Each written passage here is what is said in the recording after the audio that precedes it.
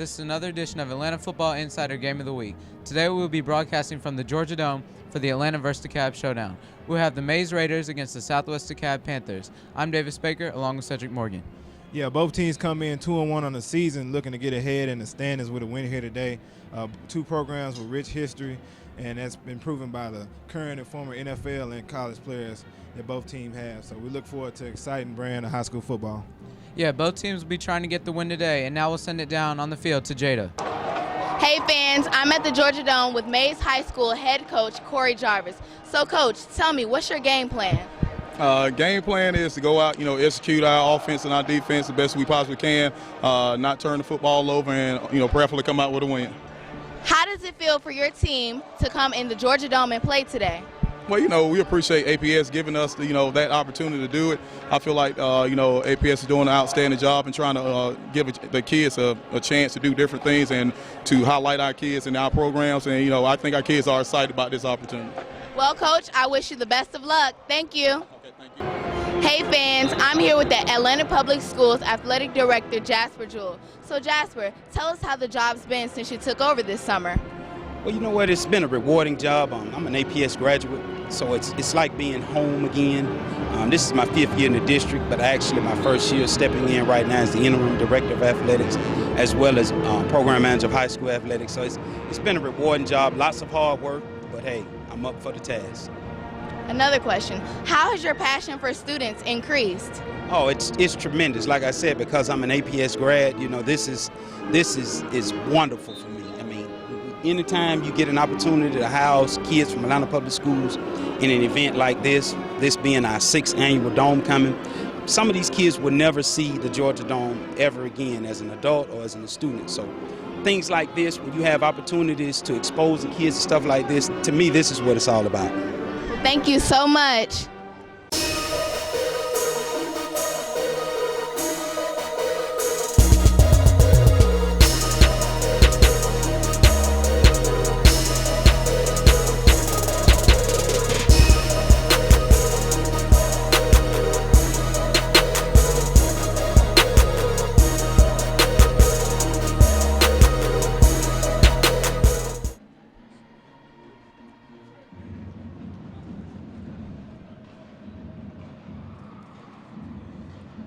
Welcome, ladies and gentlemen, to the Georgia Dome, where we will have another edition of Atlanta Football Insider Game of the Week.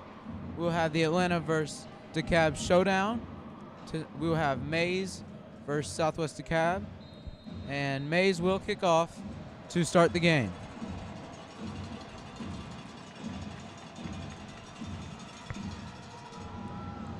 Kicks it deep, and that will go into the end zone for a touchback. Yeah, both teams here with a storied history and programs in this Atlanta Public Schools division. Notable alumni for the Southwest Dekalb Panthers are Quincy Carter, former football player for UGA and Dallas Cowboys. Also on the other side, former alumni Kelly Campbell, former football player of Georgia Tech and several NFL and CFL teams. So see with the next crop of big-time players with both these teams. So Southwest Dekalb will have a 1st and 10 from the 20-yard line. Snaps taken in shotgun. Looks towards the sidelines. Incomplete. Has good defense there by Maize. Yeah, good defense there by Maize. Sniffing that out, the bomb down the field. Quarterback not able to hook up with the receiver on that play.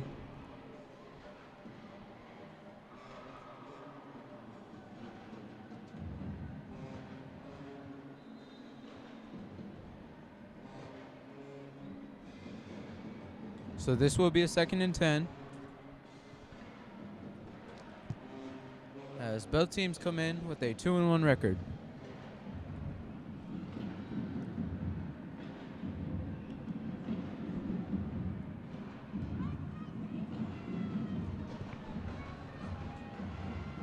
Snap is taken, man in motion, hands off, and he is brought down behind the line of scrimmage.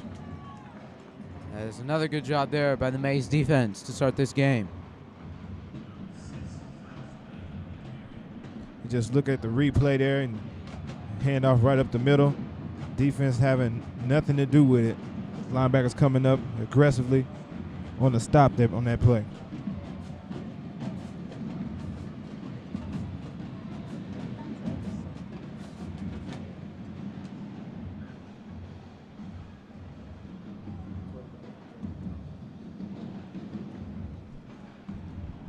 So Justin Tomlin will set up in shotgun. Takes a snap, looks around, scrambles, and tries to get somewhere, but it is a sack.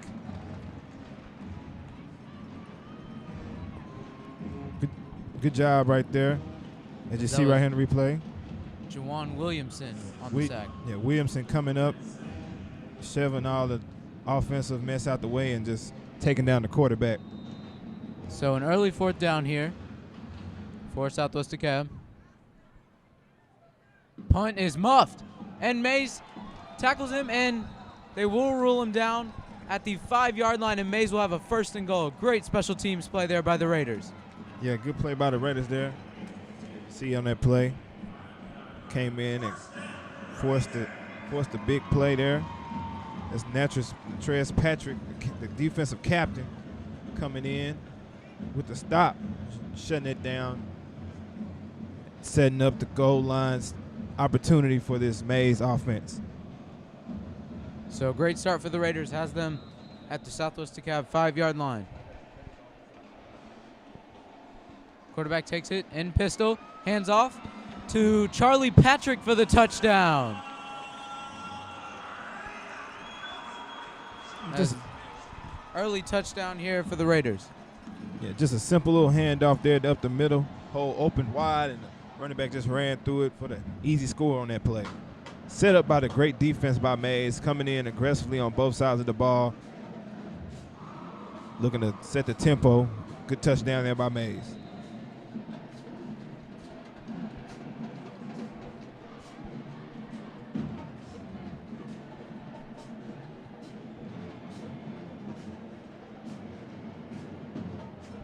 And now the Raiders will come back, and it looks like they will kick the extra point.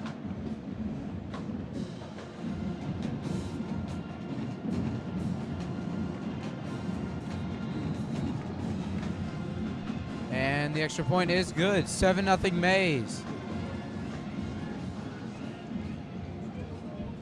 This is the Atlanta Football Insider Game of the Week. We will send it down to Jada on the field. Hey guys, follow us at Atlanta Football Insider on Instagram, Twitter, and like us on Facebook.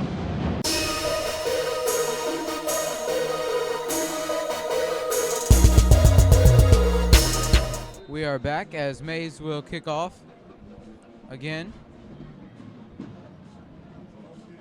after the 1-play 5-yard touchdown. Ball is squibbed almost, and it will go out of bounds. So a penalty flag will come onto the field. Penalty flag there on the kickoff team. Bring Southwest DeKalb back on the field, and they're looking to try to get something going here on this offensive possession. Not much going last time.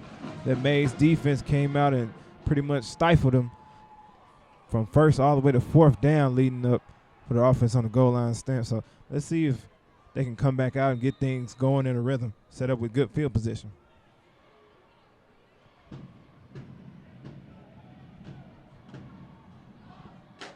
So Justin Tomlin will take the snap, and he hands off now.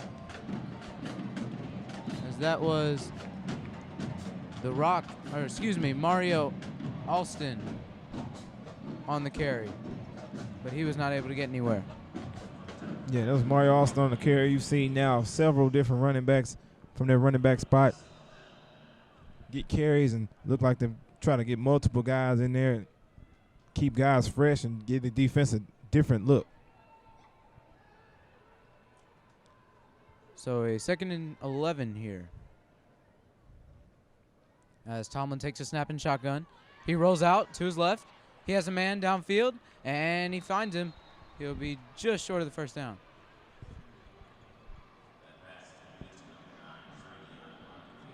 as that was Travion Moncrief on the catch. Yeah, as you see here, you got a blitz coming off the edge. Quarterback does a good job reading it. Finds a guy down the field. Travion on the good play, picking up the first down, and they needed that dearly to try to get something going here on offense. So 1st and 10. As Southwest DeKalb looks to run up-tempo offense here. Tomlin takes a snap, looks, steps up, pressure coming from Mays. He gets around though, has a man, and is incomplete. As Shaheem Rutherford was the guy on the pass deflection there for Mays. Yeah, good job on the pass deflection, but that started with that pressure, getting that pressure on the quarterback by that D line down there putting the pressure on the quarterback. But he rolls out, finds a man, and good job of coming up, breaking it up.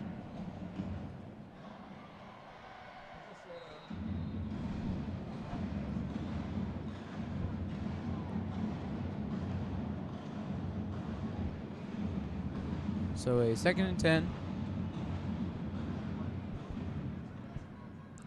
Justin Tomlin sets up in shotgun once again. Snap is taken, direct run as he gets out to the left, but is not able to get much as he only gains a yard there.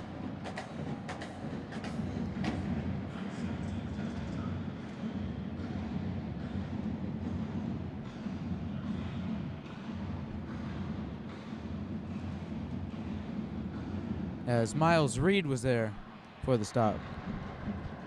Yeah, direct snap for the quarterback. You see that spread formation that the Panthers at Southwest DeKalb like to implement out there, and direct read quarterbacks getting brought right down. No breaking tackles on that one. Just a good wrap-up, clean tackle. So we have a 3rd and long here, and we have a penalty flag for the first time on the field. Looks to be offsides on Mays right there.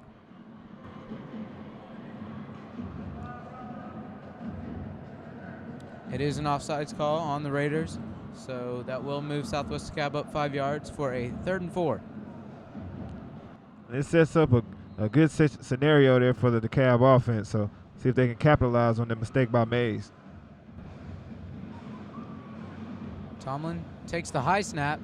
It almost went over his head, but he has a man, and that is complete for a big gain there.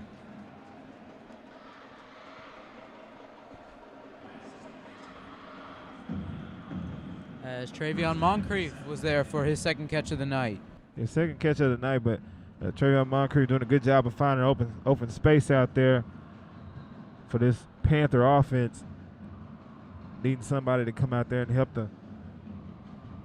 help the quarterback Justin Tomlin under the rest out there. Good connect between those two.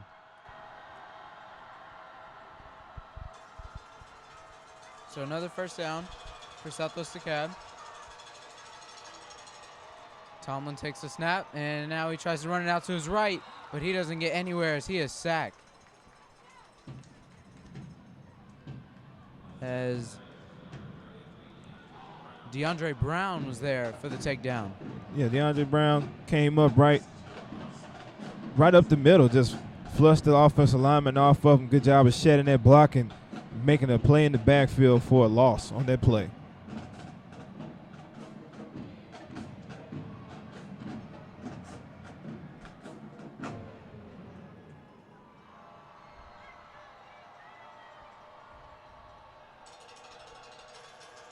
Tomlin will set up in shotgun to take the 2nd and 15 snap. He has plenty of room to run and fakes the throw, but it looks like he only got a gain of 1 yard there.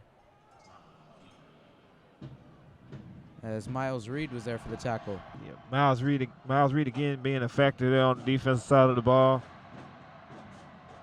You see the quarterback roll out right there and try to make something out of nothing, but get brought right down to the turf. Not many missed tackles by this Mays defense.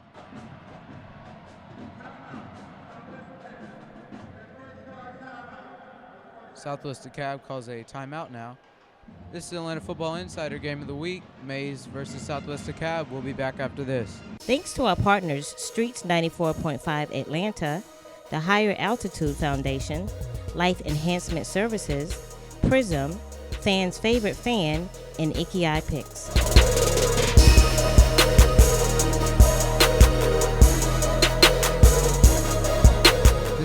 Football Insider Game of the Week.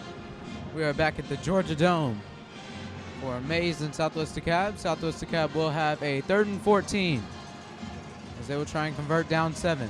Man in motion, and we have movement early. Flag on the field. And this will be a false start charge to Southwest DeKalb.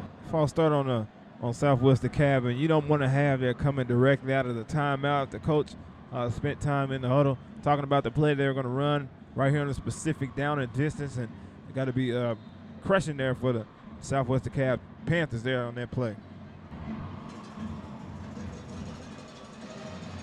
3rd and 19. And it's a muff snap. And Tomlin was able to pick it up, but a huge loss there.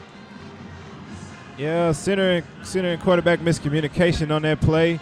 Just snapped it right over his head, and a Trez Patrick there, 6'4", 254-pound senior DN on the coverage on that one. Just a miscommunication.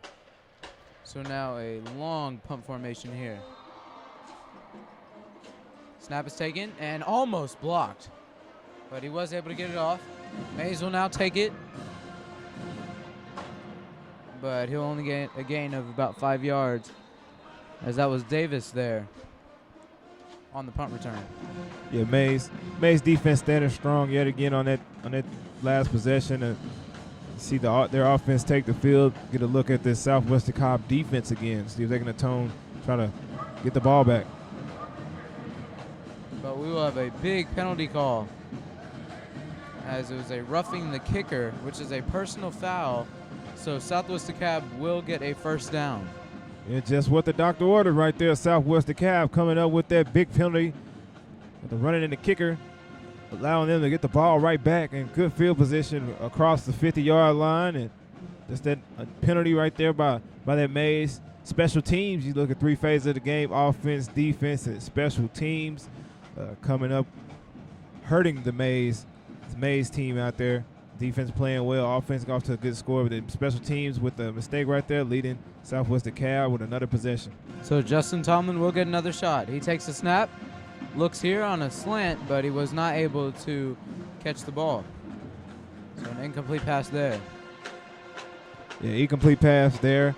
Ball intended for Gabriel Richardson on the play. Just a simple hitch route, a little quick, something quick and easy. It hits him in the hands. He just couldn't come up with the catch. Yeah, the quarterback out there. You want to get him some confidence going. Not able to connect only but twice with one receiver. So trying to get some continuity with other receivers. Trying to get some plays going on that offense side of the ball. Tomlin drops back, steps up now.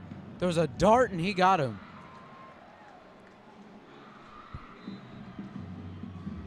Intended receiver there was Jacoby Riley, who came in with the catch. Yeah, I just talked about trying to get other receivers involved. You look at the replay right here. Good job of stepping up in the pocket, finding a man on a slant route. Good job about winning on the route by Jacoby Riley, getting on the inside of that defensive back's hip for the 1st down. So a 1st down for Southwest DeKalb. Tomlin looks to throw again, and he has him, as Gabriel Richardson was able to bring it in this time. Yeah, Gabriel Richardson again with another opportunity there, brought it in that time, and you're starting to see some flow with this offense, this hurry-up style offense that Southwest DeKalb's implementing, trying to catch Maize off the field as they make their substitutions.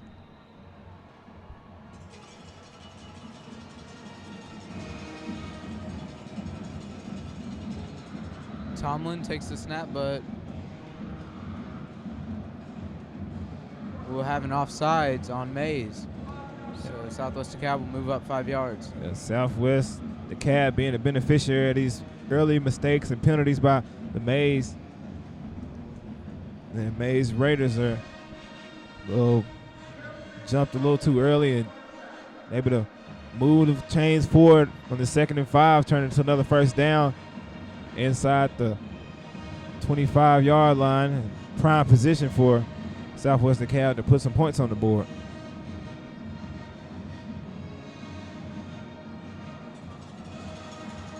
So 1st and 10 for Southwest DeKalb from the 25-yard line. And we'll have another flag. This time it'll be a false start. So it'll move them right back to where they were. Well, you get the good penalty yardage there for a first down, and you give it right back there on the play, but still first down, but just in field position and kind of push yourself back.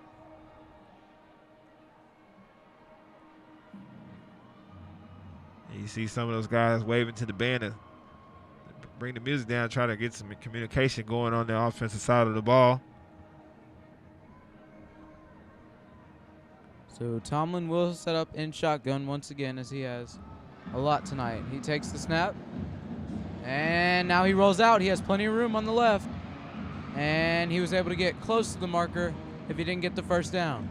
Good decision there by Tomlin. You check him. You see him bagging up in the pocket, scanning the field. Doesn't see anybody to his right side. Pulls it down and takes off the green grass and steps out of bounds for a big gain there.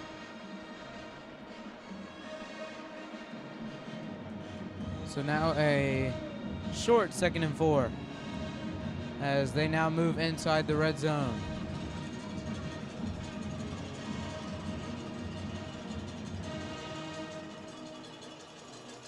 Man in motion. Tomlin takes a snap, hands off, and a great spin move there.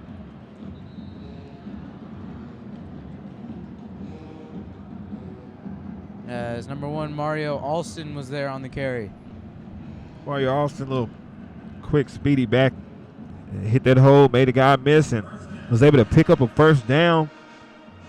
This is quick pace, spread you out offense of the Panthers is really getting to this Mays defense as they reach inside the goal line. And like I said, try to score some points, even it up here. So Tomlin will go under center for the first time tonight. And it looks like they tried a quarterback sneak there, but he was stuffed at the line of scrimmage. As Marquez Daniel was there for the stop. Yeah, Marquez Daniel pretty much stuffed that hole, read the cadence and shot through there. You can see just pretty much shot through there untouched and took the quarterback down. Great jump on the ball, great release. Getting him just pretty much getting right by the offensive lineman.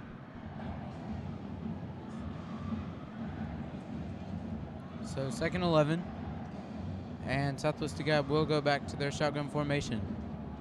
As Tomlin has a man in the end zone, but he overthrows him, so that will set up a 3rd and long.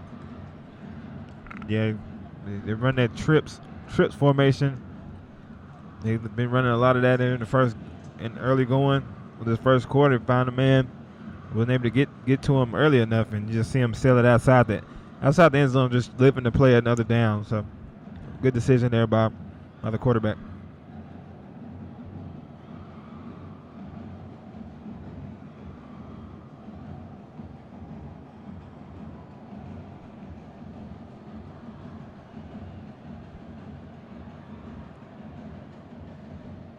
So 3rd and 11 is the official marking.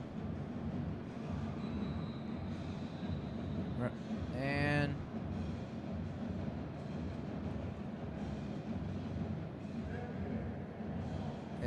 there will be a delay game, so that will back up Southwest DeKalb. That penalty right there backed them up 3rd and 11 to 3rd and 16 right there. Delay a game, quarterback too long over there with the coach getting the play call in, and you're right here on the goal line, and you don't want to have those type of penalties.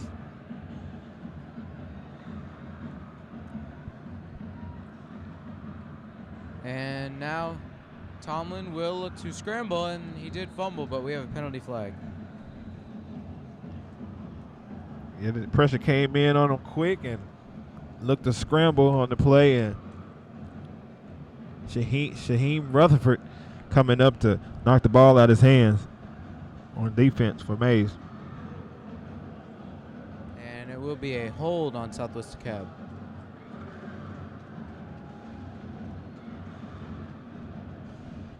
Get the hold on another penalty there, but Southwest Dekalb has started off promising, getting the ball inside the 20-yard line, but 2 penalties pushing them back outside the 30. And you saw the penalty being accepted there by Corey Jarvis, coach of the Mays Raiders, trying to push these guys out of field goal range. And Mays did accept the penalty, so it will be a 3rd and 20. Excuse me, a 3rd and 30. Man in motion. And there will be a timeout called by Southwest Dekalb. This is Atlanta Football Insider Game of the Week. We have 2:36 to go in the first quarter. Mays 7, Southwest Dekalb 0. We'll be back after this.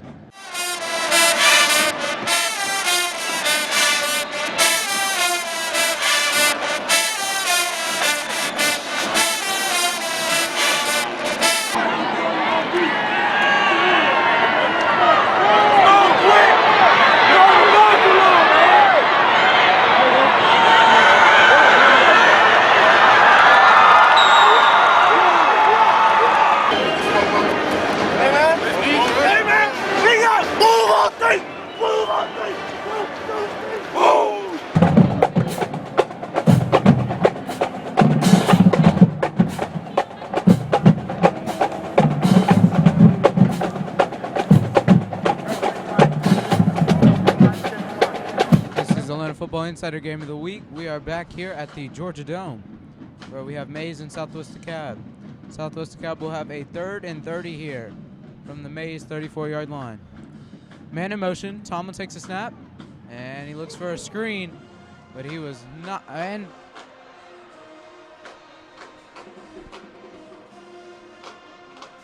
as number 1, Mario Alston was able to make the catch and shake off one defender, but he was still brought down way behind the line of scrimmage.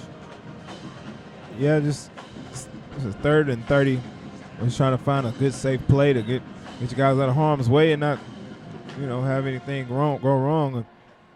Just a high ball on the screen play and 5-yard loss. And another bad snap by the Southwest Dekalb long snapper, but they were able to get it off this time. So after a promising drive, Southwest Dekalb had to punt to Mays, who will take over with a 1st and 10.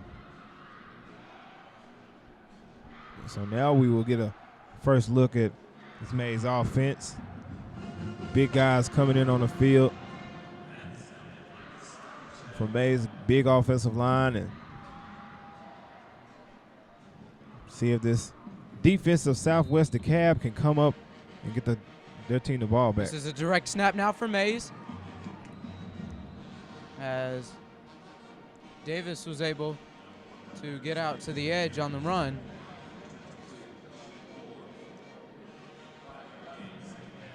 For a few yards.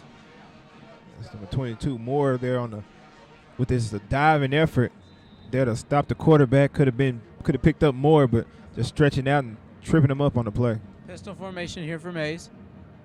Handoff up the middle for a few yards. That was Bell on the carry.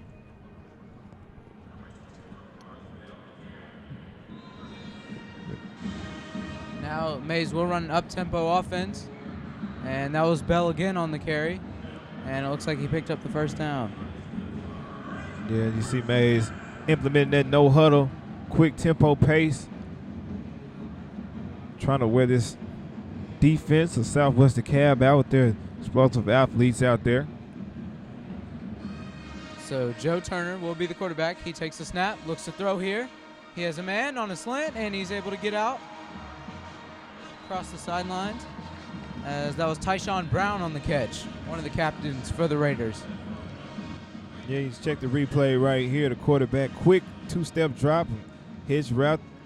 Brown makes 2 defenders miss up the sideline and just gets out of bounds.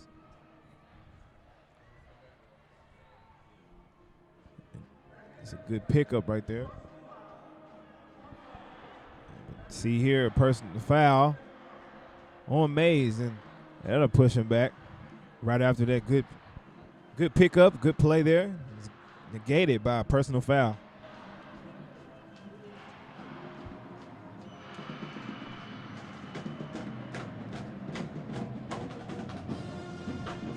So Coach Corey Jarvis can't be happy about that. You get a few good plays, and then it's backed up by a penalty. Yeah, this Mays team not in sync to start the ball game. Not in sync to start the ball game. Several penalties negating big gains and opportunities for them to push this lead out and do some more damage. But good job by the Southwest DeKalb for hanging in there. And now we have another flag, as it looks like this will be a false start on Mays, and that'll push them back again. Yeah. Another penalty again there. Push Mays back. Southwest DeKalb is doing a good job of being disciplined on their side of the ball. Them many penalties over there, but this Mays team wants to try to get it together, push forward here in this ball game. So now the snap is taken. It is a handoff to Bell, as he gets about 4 or 5 on that run. Yeah, good job there on the edge, setting the edge and staying at it. Cameron Brown along with Timerick Cook on the play, bringing the running back down for a short gain. So a pistol formation handoff again for the Raiders, and this will be about a 5-yard gain. The gang of Panthers swarming to that football and bringing the offensive player down, but not before he picks up a good 5 or 6 yards on the play. Offensive line for Mays getting a good push up the middle. And this will end the first quarter, as from the Georgia Dome,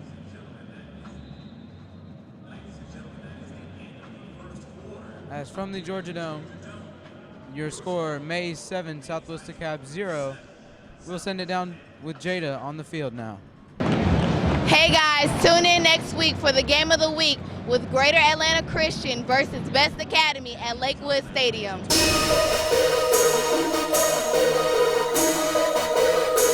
This is Atlanta Football Insider Game of the Week. We are back at the Georgia Dome for the start of the second quarter, where your score is Mays 7, Southwest DeKalb 0. Mays will have the ball at their own 38-yard line.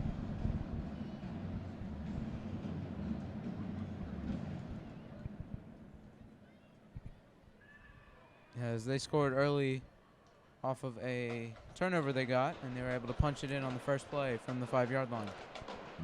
Yeah, a lot of penalties here early for this Mays Raiders team, and coach got to believe the coach trying to get them to dial back in and get them focused here. Start the second quarter, stop shooting themselves in the foot, and giving Southwest DeKalb chance after chance to get back in the ball game and tie it on up, and just got to be disciplined all the way around all 3 phases. So 3rd and 4 with Joe Turner taking the snap. Looks to throw this time. Blitz from Southwest DeKalb, and he's able to find room up the middle. Now he'll go out towards the sidelines, and he'll get out at his own 45-yard line. A good scramble there by Joe Turner to set up the first down. Yeah, Turner there didn't see anything downfield. You look at the replay and drops back, doesn't see anything, just takes off down the field. Good job by Moore there, being on the pressure to get him out of bounds before he picks up the first down.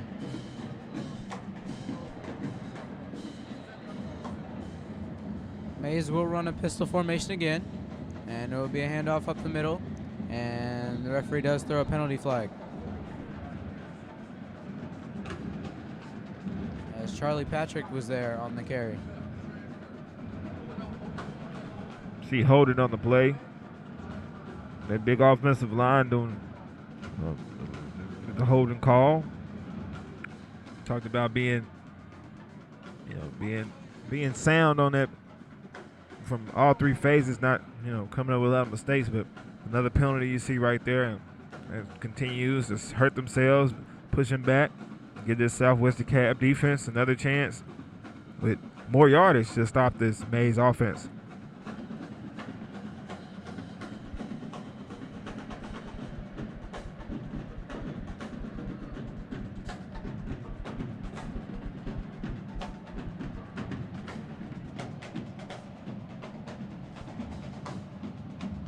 Referees are now discussing.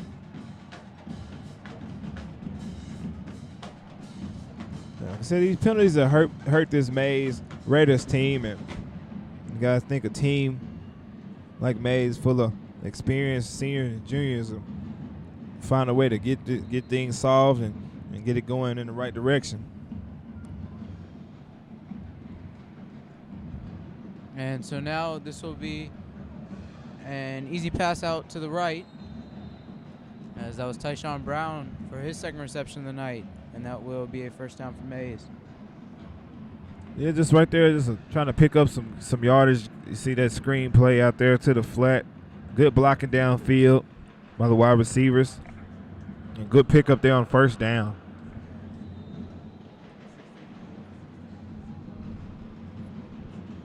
So Turner will be in shotgun for this play.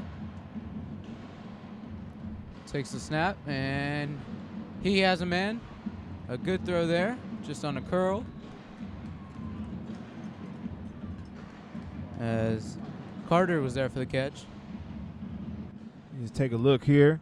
Quarterback step back. You see him reading the whole field, going back to his last progression and finding the backsides hitch wide open. Pistol formation again for Mays. And Charlie Patrick was there on the carry. Yeah, Corey Hernandez coming in with a big hit from that safety spot, flipping the offensive player upside down. A good hit there by Hernandez, making his presence felt in this game.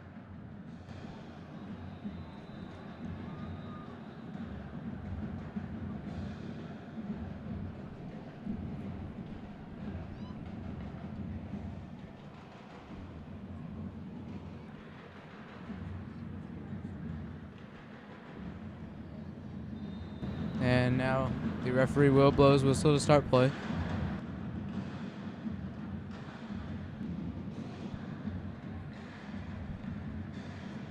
Turner takes the snap, hands off again.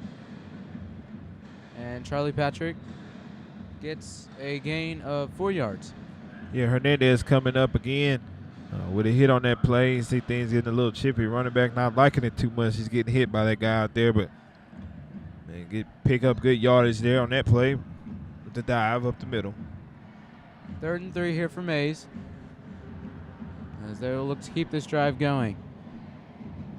Snap is taken, and that was Patrick again, as he's able to get up the middle for a big gain inside the red zone. And Patrick able to pick up a great gain there on 3rd and 3, picking up well enough. You check out the replay, comes up the middle with a good agility, good footwork and vision on that play, making several defenders miss and picking up a big first down. Snap is taken, and it's a handoff to Bell. And a good tackle there on the edge, but we have a penalty flag. Yeah. See Bell, the running back Bell upended on that play and was able to get along that left side of the offensive line, brought down by Moore.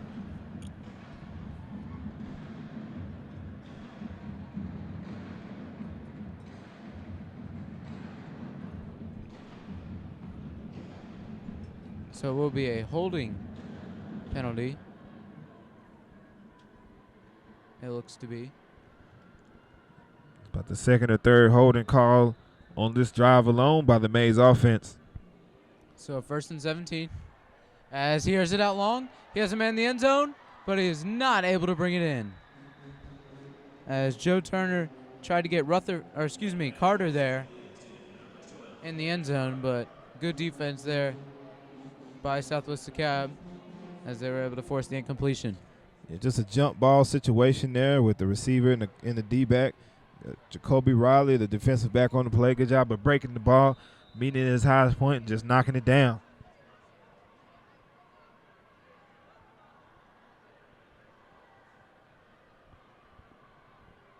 Referees are now discussing.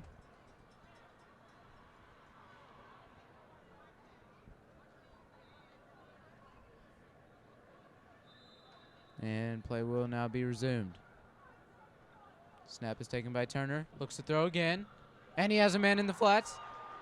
And a big hit there as Julius Whitehead caught the ball and trucked over a man inside the 5-yard line. Yeah, they've been running that dive play all evening and pretty much put that ball out there. You see that play action opened up that little space in the zone. Was able to pick up. Yeah, Greer was able to pick up. Whitehead on the reception was able to pick up a big first down right inside the 5-yard line. So Turner and we will have another penalty flag. This will be a false start on Mays. You see the false start there on Mays, the offensive line. They credit that Southwest Dekalb defense with the late shift along the offensive line, or defensive line, to get the guys on the front line of Mays to jump off sides. And, the coach doesn't like that too well, Coach Jarvis, for the Mays Raiders. Several penalties, shooting these guys in the foot on this drive.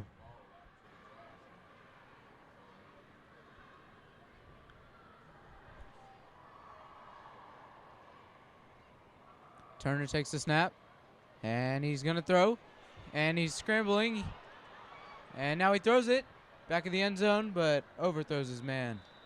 So that will be incomplete as he tried to hit Julius Whitehead on the play. Yeah, pass intended for Julius Whitehead, obviously about to sail out of bounds. And good pressure there by Southwest DeKalb's defensive line, and also the secondary. You probably chunked that up as a coverage sack more than anything, not be able to find anyone down the field. You get inside this red zone, things get tight, so make that quick read. If it's not there, you're probably not going to get it in. So Turner will take the snap again, and he hands off to Charlie Patrick, but good defensive play there by the Southwest DeKalb defense. Southwest stop him. Southwest DeKalb defense coming up big. Met there with a swarming defense. Almost had a hole on the left side, and it closed real quick. Gabriel Richardson, number 4 on the end, got a hold of him, and the rest of the defense came. 3rd and goal from the 7 for Mays. And it's a slot pass there to Davis, and he gets the touchdown. As it looks like a little bit of a blown coverage there by Southwest DeKalb. Yeah, blown coverage on the play. Looked like the outside linebacker almost blitzed, pretty much just sat in that zone right there, just making itself available for the quarterback. Good catch, turned around in the end zone for the touchdown. Touchdown Mays. Yeah, it was just a simple pass right up the middle of the field, and they were able to convert as Turner hit Davis for the touchdown. And now the extra point is up, and it is good. As Keenan Anderson was there to kick the extra point. Yeah, senior offensive lineman, 6'5", 360, knocking the extra point through.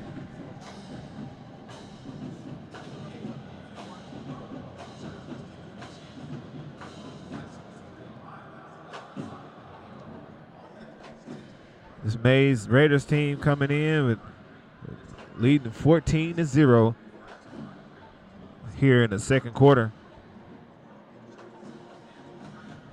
You want to see how Southwest DeKalb comes out in this next drive and responds. They had a good drive going this last drive, and penalties down inside the red zone pushed them back, and they weren't able to capitalize on the good field position. The penalties by Mays, and we're to try to see if they can get something going here on this drive to get back in the ball game. Now Mays will kick it deep, and it will be returned at the 5-yard line. It's taken out now, and he gets a cut, and he gets out to the 30-yard line.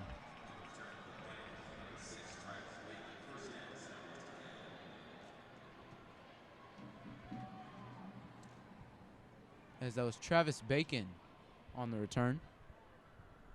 So Southwest DeKalb will have a 1st and 10. Yeah, you see the last drive, they had a lot of success when they direct snap to the quarterback, pretty shotgun, spread them out, and a quick tempo. You were able to complete a few passes, so you're able to keep the chains moving and try to slow down this big physical front seven of the Mays Raiders.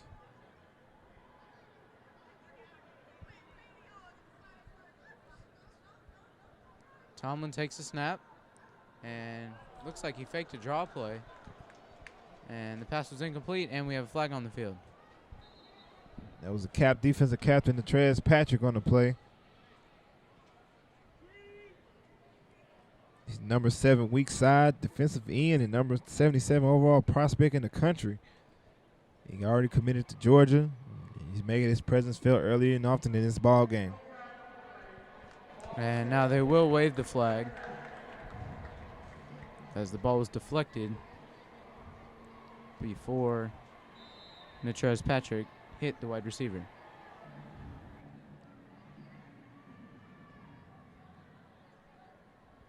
Second and 10 now for Southwest DeKalb. Justin Tomlin has 2 running backs next to him, and he will hand off. And now a big cutback, and he's still going as he gets out to about the 50-yard line on that play. That was Mario Alston with his biggest carry of the night. Little Mario Alston found a hole around that left side and just cut up the field. Good job juking, looking back at his work. But big Dekalb Patrick making a play downfield for Mays. Southwest DeKalb will run their up-tempo offense, and Alston will get another handoff, but he is beat up behind the line of scrimmage by that Mays front 7. Mays doing a good job on that play. Getting him in the backfield, swarming to the ball, just getting one guy to slow him down, and the rest will come. They have a good job tonight, swarming to the football. Multiple guys tackling. Doing a great job on the defensive side.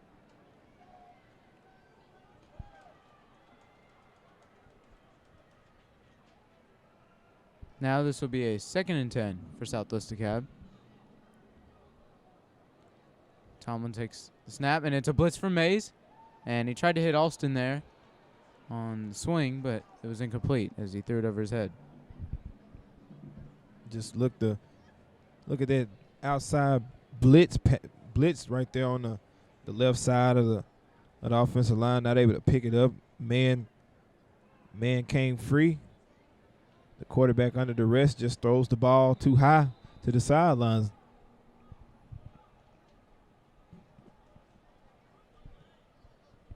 The Mays defense has forced another 3rd and 10 here. They have been stellar so far, and they will look to get another stop on this play.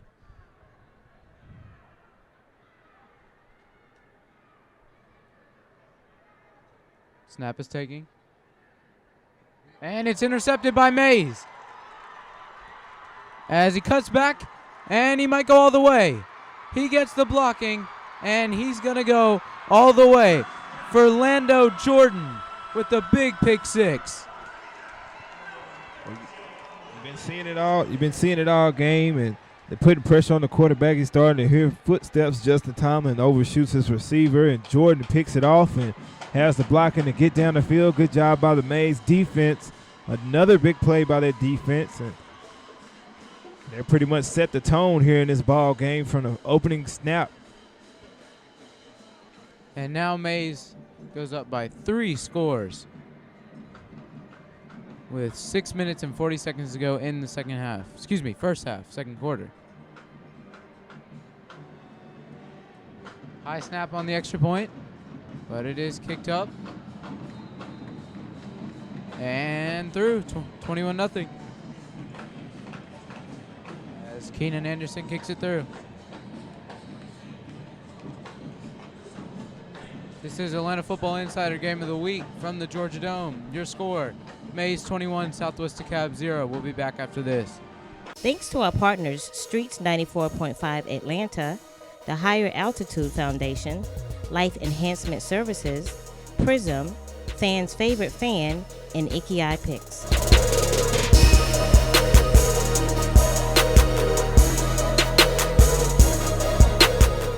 This is Atlanta Football Insider Game of the Week. We are at the Georgia Dome today for the Atlanta vs. Dekalb showdown. Mays leads Southwest Dekalb 21-0. So Cedric, if you're Southwest Dekalb, you're down 3 scores. You know, your offense hasn't really been able to do anything today. What do you do if you're the Southwest Dekalb coaches? Well, you just get your guys kind of rallied together. You had a number of comebacks coming back from behind, big gains, and just home in and try to take it one play at a time, one series at a time, and slowly but surely, don't look at the clock and just play your ball game, and slowly but surely you can kind of creep back in the ball game. And that was Mario Alston on the return. He got out to the 28-yard line of Southwest Dekalb, so they will have first down. And also check us out on Facebook, Instagram, and Twitter at AtlantaFootballInsiders.com. You can download the Atlanta Football Insiders app on iTunes and also the Google Play Store.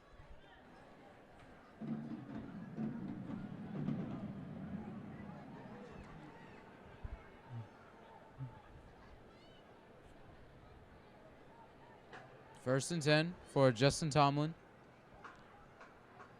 Man in motion. And he'll hand off to Alston, who is stuffed behind the line of scrimmage once again. Or he might have gotten a yard or two there. Yeah, the defense for Mays hadn't been playing around in this ball game, wrapping up guys. You only seen one or two big gains by the Southwest Dekalb offense, and that all came on one drive. And the defense for Mays is pretty, like I said, set the tone in this ball game with a good aggressive play, tackling guys, and led by Natrez Patrick there on the defense side of the ball. It's trying to send a message.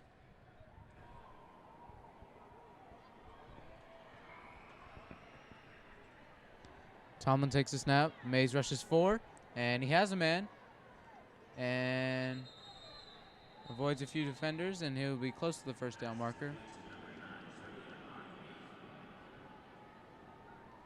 And there's Travion Moncrief with another catch.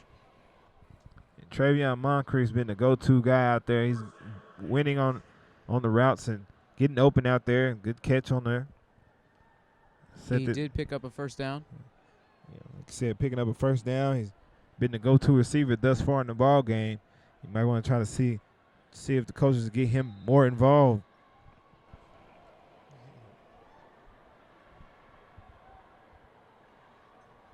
Tomlin snap is taken in the backfield and hands off to Mario Alston. But again, he was not able to get anything. The linebackers coming up and cleaning up everything right there. The defensive linemen taking those offensive linemen out the way. The linebackers coming up, filling the hole, and just taking the running back down for a 1-yard gain. 2nd and 9 for Southwest Dekalb from their own 39-yard line.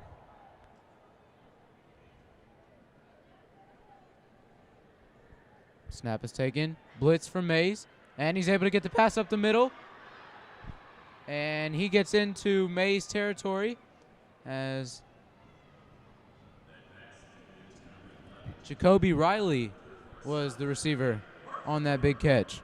Yeah, you got to credit Tomlin right there for standing in the face of that pressure, stepping up, making a throw. Riley making himself available in that zone where they sent the blitz in man and picked up a big gain on the play. You're going to have to get them on them chunk plays when they come on the blitz. If you want them to slow down that blitz, you got to pick up a few of those hot routes and get those guys out of that blitz. So good job right there. Get a few more of those, and you won't see any more blitzing from the Mays defense. Big first down there for Southwest Dekalb. Tomlin takes a snap, looks out, he has a man, and it is incomplete. So it was not a screen. They will not call it a lateral. So it will just be incomplete and 2nd down. Yeah, talked about Tomlin standing in the face of that pressure right there, just rushed it a little bit and zoomed it out there. That's one of those with just a little touch pass. He just throw a little touch pass out there, but the pressure's been getting to Tomlin tonight, and he overshoots his receiver on that play. Southwest DeKalb has gone with a lot of shotgun tonight as they keep trying to run their up-tempo offense. And he has a man going out on a bubble screen. And he tried to hit Alston. And a big hit.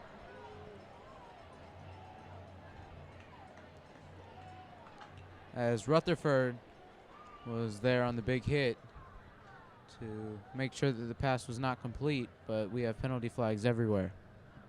Yeah, just slant right between the defenders, and Rutherford came up with the big hit. Refs discussing to see if it should be a personal foul called, leading with the helmet. Just a quarterback tried to thread the needle right there. Receiver got taken down real violently.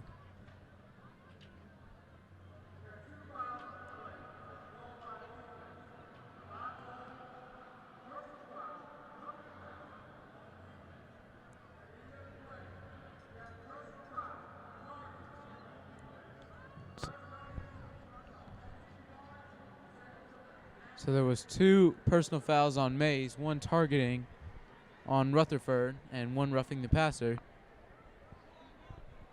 So one of them is accepted, and they will move up 15 yards. It's just an unnecessary play there from Rutherford as the ball was already incomplete.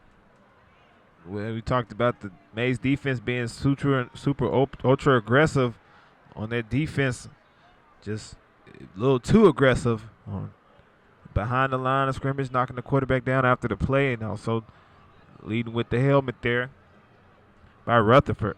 But you're gonna get a little bit of those when you're out there in the heat of battle, going full speed, 100 miles per hour. You just try to calm those emotions down just a tad to not have those fouls calls. But nonetheless, you see Southwest DeKalb with another opportunity in the goal line. Try to put up points on the board. SWD will move into the red zone for the second time tonight. First time they got pushed out by penalties and had to punt. Snap is taken as Tomlin got out to the 9-yard line. Yeah, you see that play. They've been running it a few times here. Just the direct snap to the quarterback is one of the plays in their arsenal, and picks up 5 on the play. And good gain, good positive gain on the play. Gets the ball inside the 10-yard line.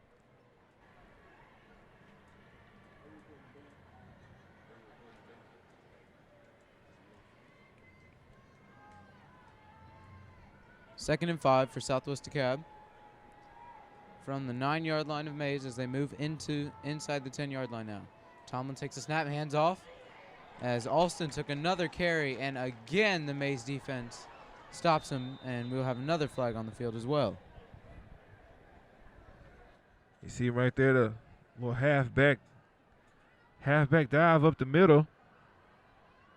Alston not able to find any running room. Those linebackers have been biting up a lot. You got to wonder when they're going to come in with that play action pass to try to get their man open down the field. And another personal foul on Mays, this time a face mask.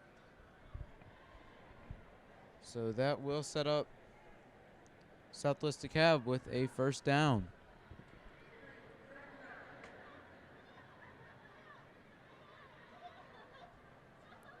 This is Atlanta Football Insider Game of the Week. Mays versus Southwest DeKalb. 21-0 Mays.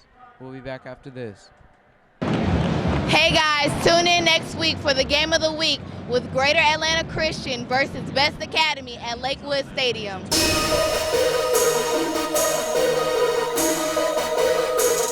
We are here at the Georgia Dome for the Atlanta versus DeKalb showdown. This is Atlanta Football Insiders. While we have this breaking the action, make sure you follow us on Twitter, Instagram, and Facebook at Atlanta Football Insider. and download the Atlanta Football Insider app on Google Play and the App Store.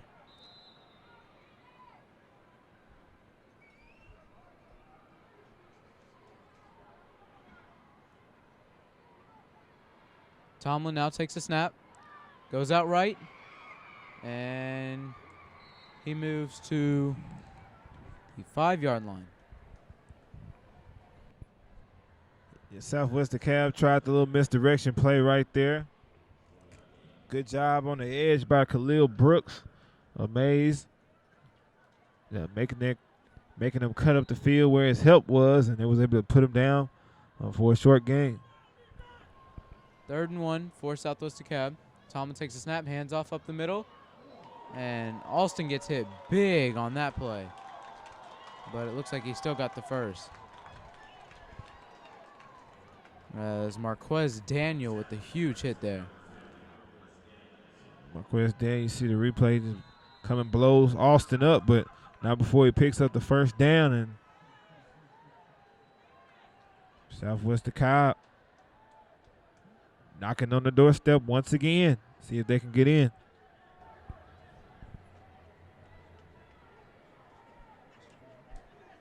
And we will have an official measurement as they bring the chains out.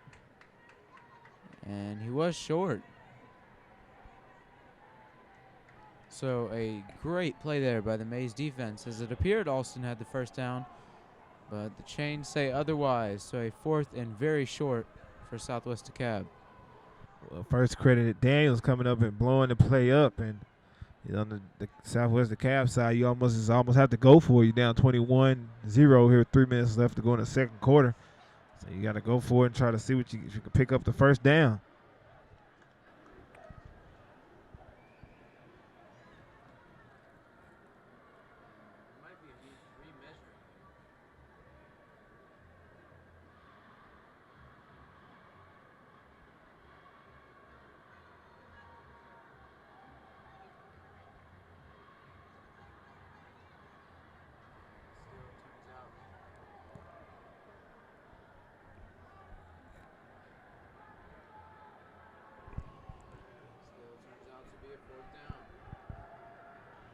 So down 3 scores. Southwest DeKalb will go for it at the 5-yard line with only a yard to go. 3 minutes, 5 seconds to go in the half. Tomlin under center. And it appears we will have a timeout called by Southwest DeKalb. That was their final timeout of the half. This is Atlanta Football Insider Game of the Week. We will be back after this. Hey guys, follow us at Atlanta Football Insider on Instagram, Twitter, and like us on Facebook.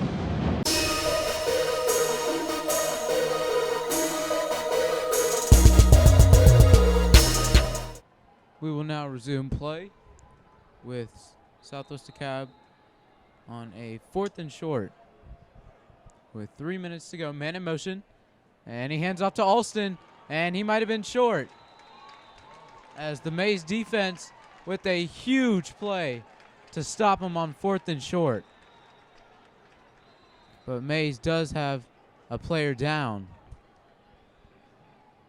As Keenan Anderson, their big defensive tackle, also their kicker, has gone down.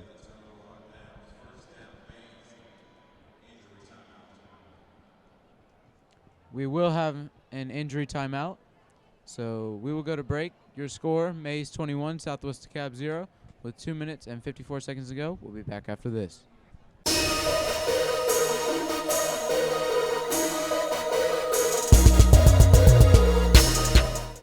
We are back at the Georgia Dome as number 75, Keenan Anderson, had a bad injury. Our thoughts are with him as he was carried off on a stretcher, and to his family, we wish him a speedy recovery. But now Mays will take over with a 1st and 10 from the 5. And great play by the Southwest DeKalb defensive line there. As Romartis Bell Was not able to get anything there. Southwest DeKalb D-line coming up making a stop on that play. They got the offensive Mays backed up on the end zone, trying to see if they can come up with a big play, turnover, loss on downs, and get the ball back to their offense. Snap is taken in shotgun, penalty flag, and it is caught by DeParis Carter.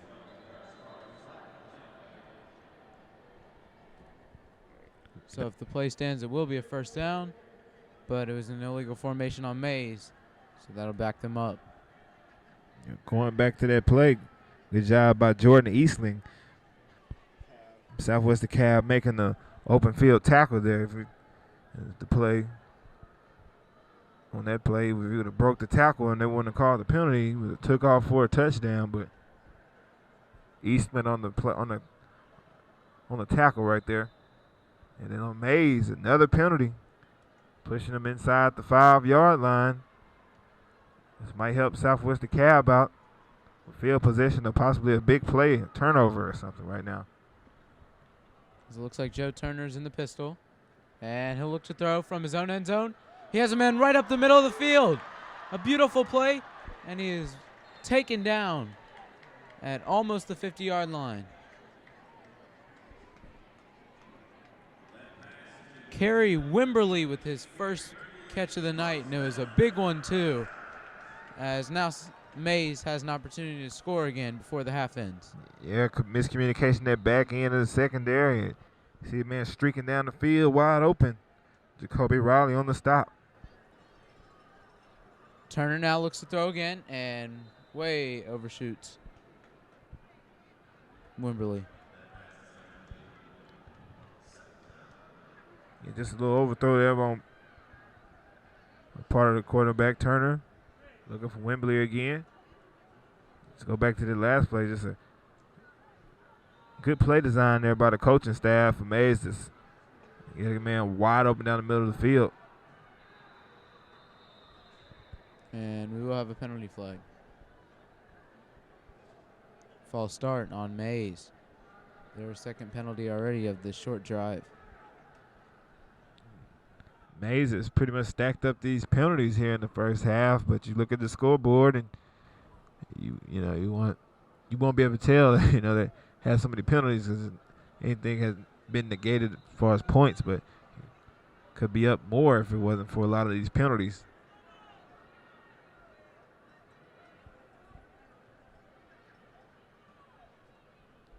Turner takes a snap, hands off, and now he gets around the edge and drives through for the first down. Charlie Patrick, great carry there, but we do have a penalty flag.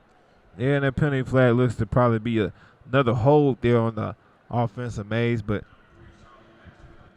Patrick there on the carry. He's one of those tough downhill runners. Looks like he's getting stronger and stronger as the game goes along.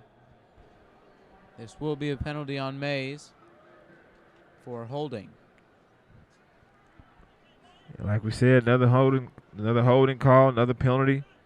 A long run play by Patrick, but it's negated by the penalty. You look at the replay. See Patrick coming in and juking the defender, but the holding penalties in general is shooting Mays in the foot, not to the extent where they're losing. Turner fakes the handoff on a play action. He has a man, and he overshoots Davis as he had him wide open going towards the sidelines. But an overthrow there by Joe Turner. Yeah, you see Joe Turner right there trying to put a little air under the ball. Probably could have zipped it to him a little bit. Trying to put it over the shoulder there. And missed times and miscommunication with the receiver and quarterback on that play. 3rd and 18 for Mays, as this has been one of their few long situations they've had to convert tonight. Turner looks to throw as Southwest DeKalb brings pressure, and he just has to spike it into the ground. And Southwest DeKalb wants an intentional grounding. but it looks like it'll just be a 4th down and 18, so Mays will have to punt anyway. Yeah, good job, Dekalb, putting the pressure on Turner. Turner just moving around the quarter as the quarterback, moving around in the pocket trying to find someone open. Mays coach letting his quarterback have it. Yeah, Coach Jarvis is livid right now. And now they will call an intentional grounding. And you see why the Coach Jarvis is getting into his quarterback there on that play. Not a smart play, as they'll lose even more yards on that play. But you just got to credit Dekalb, down 21-0, still out there fighting and scratching and clawing, trying to climb back in this ball game, putting pressure on the quarterback. Setting up a 4th and 18.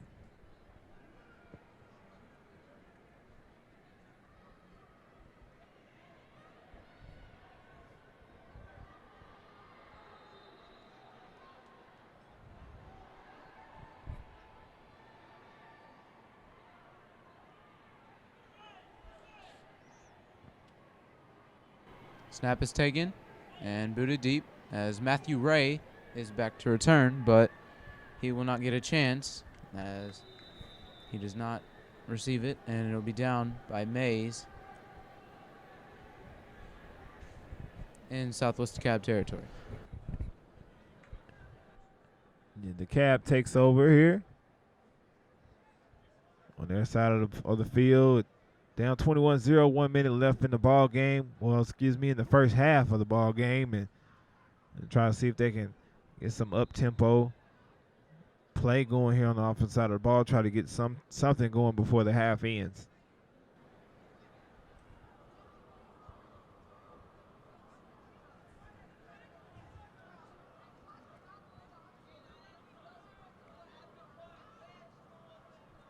Justin Tomlin will come out, trying to put points up on the board for Southwest DeKalb for the first time before the half ends. He takes a snap and almost intercepted as he threw into some very dangerous territory. And now we have a late flag.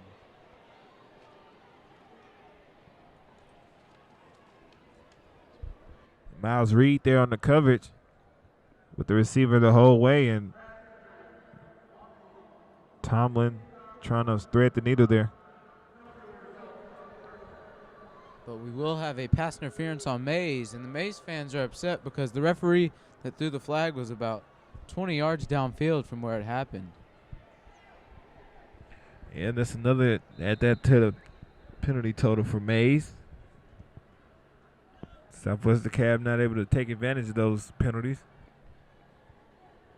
So with 51 seconds left, Tomlin will set up in shotgun. Looks to throw once again, and he is hit, and the ball was batted by the Mays defensive line. So that will stop the clock with 43 seconds. And it will be a 2nd down for Southwest DeKalb.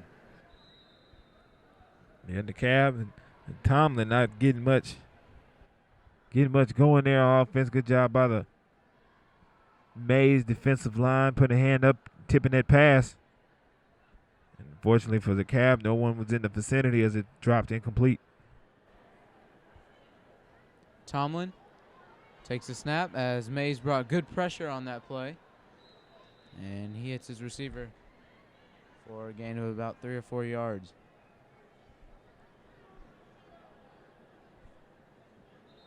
As that was Kyrie Reynolds on the reception. Yeah, the pressure being put on by Natrez Patrick, the standout defensive end, on the outside by Mays. Pretty much almost trying to halt this drive of DeKalb as they try to get back in the ball game. Now we'll have an injury timeout with 24 seconds left to go. This Atlanta Football Insider Game of the Week, Atlanta vs. DeKalb Showdown. We'll be back for the end of the first half after this.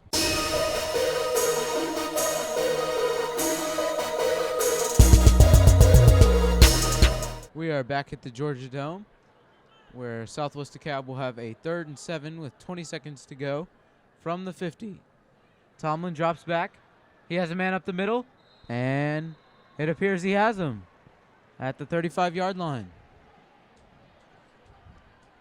with 7 seconds And Jacoby Riley was there for the catch. Now Tomlin sets up under center, and he will spike it to stop the clock with 1 second. They didn't have any timeouts left, so they had to use the best of their clock management and spike it. So Cedric, if you're Southwest DeKalb, you have a second to go. What do you do here? Well, you got it in enough range to try a deep pass, a Hail Mary. You want to, with the pressure being put on, I'll probably try to scramble away from the Trez Patrick. Any side he's on, scramble to the opposite side and buy your guy some time, Tomlin some time to launch it downfield to try to see if he can make a play. And Tomlin takes a snap. And a big sack there, as you said earlier, Cedric, go away from the Trez Patrick. Well, he was the one with the sack there. At the end of the first half from the Georgia Dome, your score, Mays 21, Southwest DeKalb 0. We will now send it down to Torrin on the field. What up, what up, what up? It's halftime here at the Dome. Mays leading 21-0. Let's go check out the scores around Atlanta.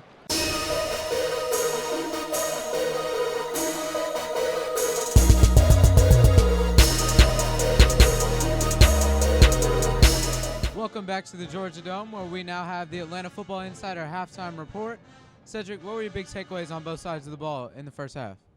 Well, you look at Mays, it starts up front with the D-line, with the Trez Patrick leading the way with 2 sacks and leading that defense to a pretty much dominating performance. On the other side of the ball, Justin Tomlin doing everything he can to keep his team in the ball game, running and passing the quarterback for South DeKalb. So those two guys have been the standout performance for both teams in the first half.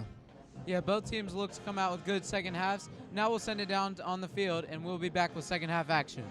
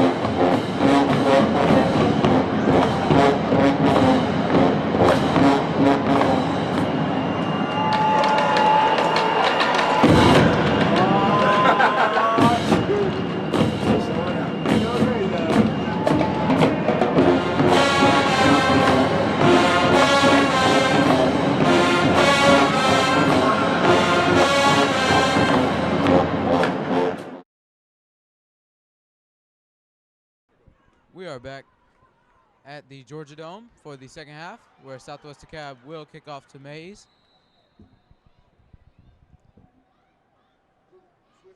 As Mays leads 21-0 coming into this second half, and they will have the ball at about the 30-yard line. You come in, both teams, you got Mays with a 21-point lead. And, they're coming in feeling real confident about themselves and doing the things that they can do with the good coaching on their side and also the coaching on the other side. Just getting your guys focused and homed in on one play at a time, one possession at a time to try to slowly creep back in the ball game.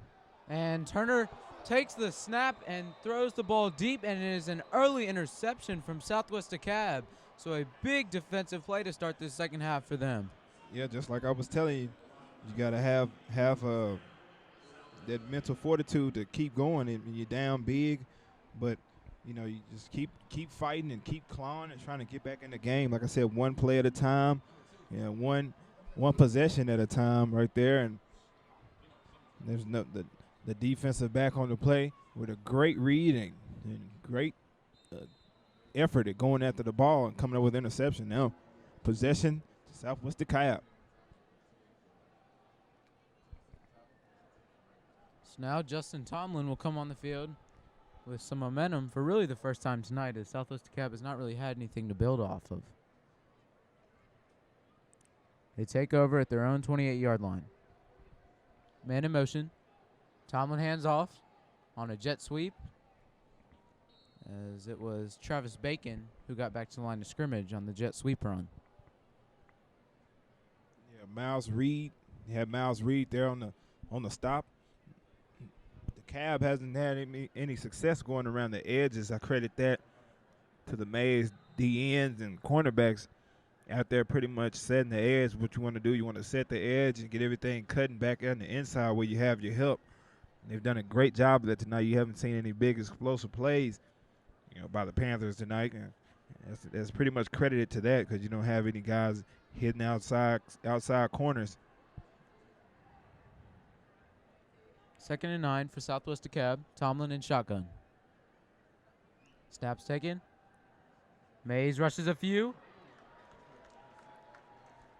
And big ol' Natrez Patrick with another sack. The highly recruited defensive end who is committed to Georgia with another big sack on the night. He's been the highlight of the game pretty much for Mays, putting pressure back there on the quarterback. Tomlin's getting an up-close personal introduction to Mr. Patrick back there, displaying a great ability to bend the edge and get to the quarterback. One of the top DNs, defensive linemen in the nation. Like David said, committed to the University of Georgia. He's had a great showing tonight.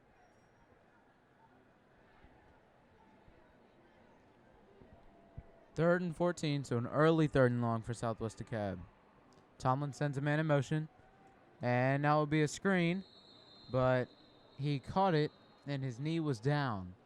So they were not able to pick up anything as they actually lose a yard there. 4th and long, this will be a punt situation for Southwest DeKalb. Yeah, right there, you just check at the play. Good pressure on the quarterback, and pressure on that throw led to the throw being down, and you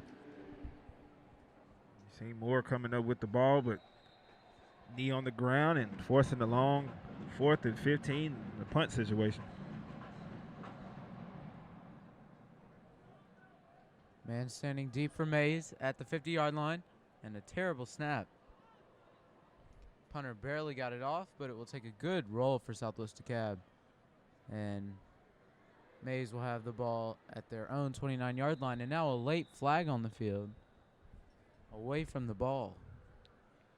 Yeah, you talked about the punter barely catching it. Kobe Riley came up with this one-hand snag to get the punt off right there.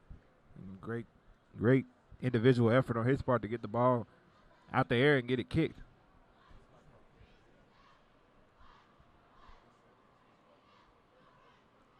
Now the referee's discussing what the penalty flag was.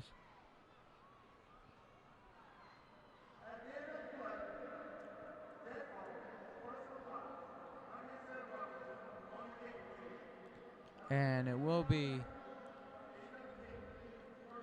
an unnecessary roughness personal foul call on Southwest DeKalb.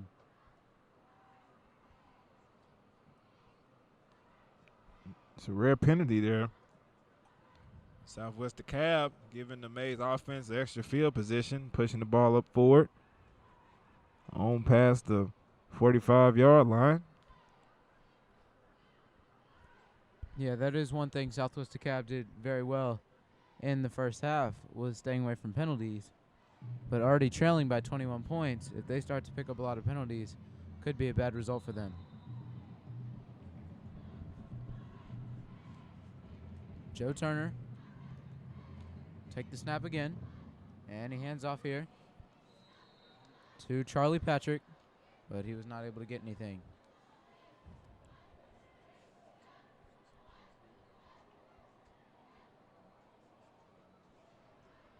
Charlie Patrick was a strong runner there in the first half of the ball game and didn't have much running room there.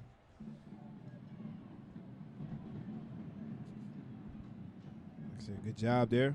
The linebacker coming in and scraping down the hole and coming and wrapping the guy up and putting him down.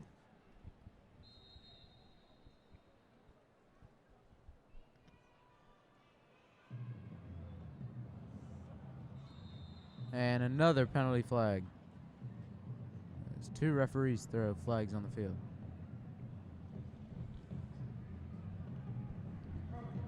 Southwest DeKalb coming out a little antsy on defense, and just overall defense coming up with a good play the first possession of the second half and following that back 2 penalties, setting up a good yards, 2nd and 5 for the Mays offense.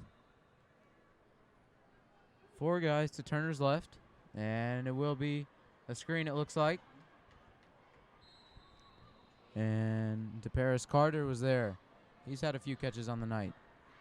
That will set up a first down. Yeah, Turner's done a good job of spreading the ball around for Mays, the quarterback out there, getting the ball to multiple receivers and spreading that wealth. Now Mays runs their up-tempo offense, as Charlie Patrick got the handoff up the middle for a few yards. And now it looks like Joe Turner is really trying to speed things up. Yeah, you can see the Panthers there trying to get back across the ball to set up on defense. Turner hands off to Patrick once again, and about the same gain on this play as it was on the last play. You see the defensive ends for DeKalb trying to crash in and try to make a play. And the coaching staff of Mays taking advantage of that, going around the edge. And now Turner will just go straight up the middle on a QB blast, and he did pick up the first down. Like I said, going around that right edge, they're just taking advantage of those DNs. They're trying to come crashing in and trying to not stay disciplined, and with the fundamentals on the outside, they can go around you, go inside you. Turner now on a speed option. He'll fake the pitch and get a few yards, as he just slid to make sure that he did not get hurt on that play. Yeah, I talked about going around the edge, trying to get those ends and situations that be favorable to the offense, and more come up. Good job of staying in position and reading the play all the way.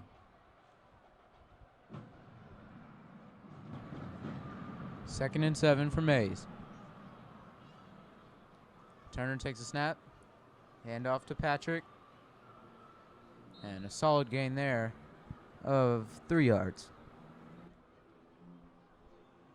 Yeah, the defense not quitting in this when you see them coming up and swarming to the ball. Good job wrapping up.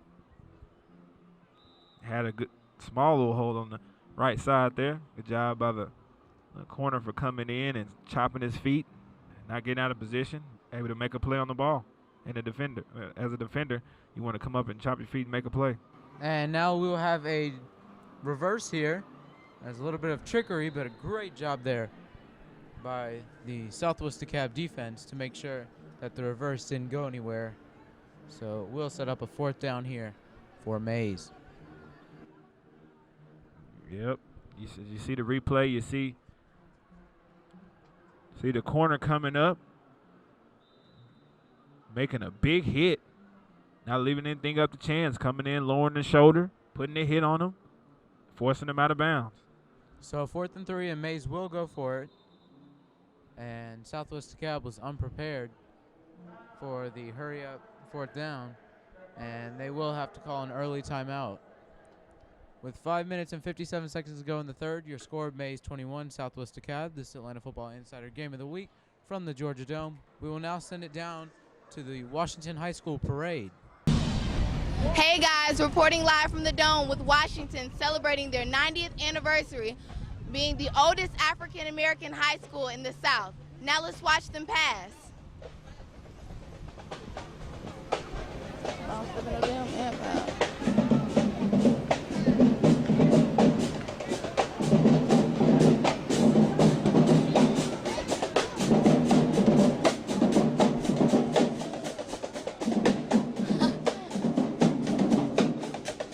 Definitely gonna cut you out.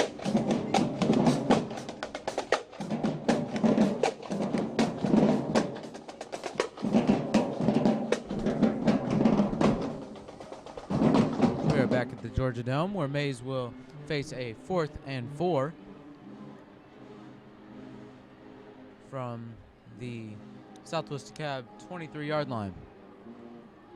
So an early 4th down, close to the end zone. Mays will try and convert. Turner takes a snap, and he will look to throw. Good pressure by Southwest DeKalb, and they sack him big. So a big loss there will give Southwest DeKalb pretty good field position to start their drive. You're swarmed there by the defensive line there. Looks to try to, you see the replay, the quarterback try to look and set up a screen, and players looking at the quarterback like, what's going on? But that pressure got in his face, and he wasn't able to see the play. And great job by Southwest DeKalb coming up with a big play. Justin Tomlin and his offense will come on to the field once again.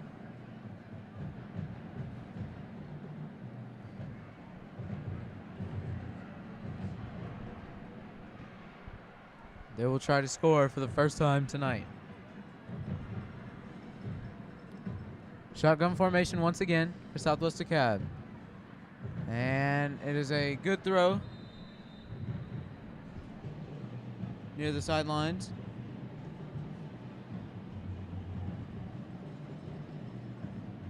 As Jacoby Riley has another reception on the night. He's had a good game on both sides of the ball. 1st and 10. Mays brings good pressure, and Tomlin steps up in the pocket, and he runs through for a gain of 6 yards. Yeah, right there, Jacoby Riley springing the block at the end. Make sure his quarterback didn't get touched, but Justin Tomlin he didn't see anything, seen the outside rush, he just took the ball and took off down the field, picking up 6 yards. Good job there, not trying to force anything, not trying to overthink yourself, sitting in the pocket. And when the Trez Patrick and your brain, you want to try to get out that pocket as fast as you can, and he got away from him on that one. 2nd and 6 for Southwest DeKalb. They are now on the Mays side of the field. Tomlin takes a snap, and it'll be a swing pass out to his running back.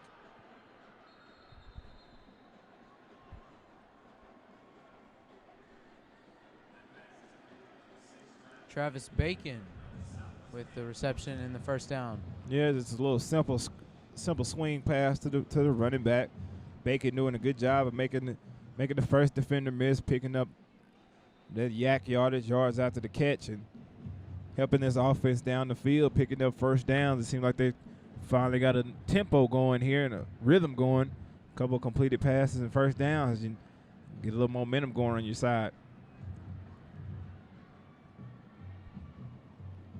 Snap is taken in the shotgun. Tomlin throws, and he underthrows his receiver. Travion Moncrief has had a few receptions on the night, but they were not able to hook up on that pass. Well, he wasn't able to hook up on that pass, but just for the simple fact, got pressure put on him, got hit as he threw the ball, and you saw him getting up and shaking his his hand, and still kind of messing with it, but the pressure ended up forcing him to underthrow that ball right there. And Mays has been putting the pressure on him all evening. 2nd and 10 for Southwest DeKalb. Tomlin takes a snap, and he hands off to his running back.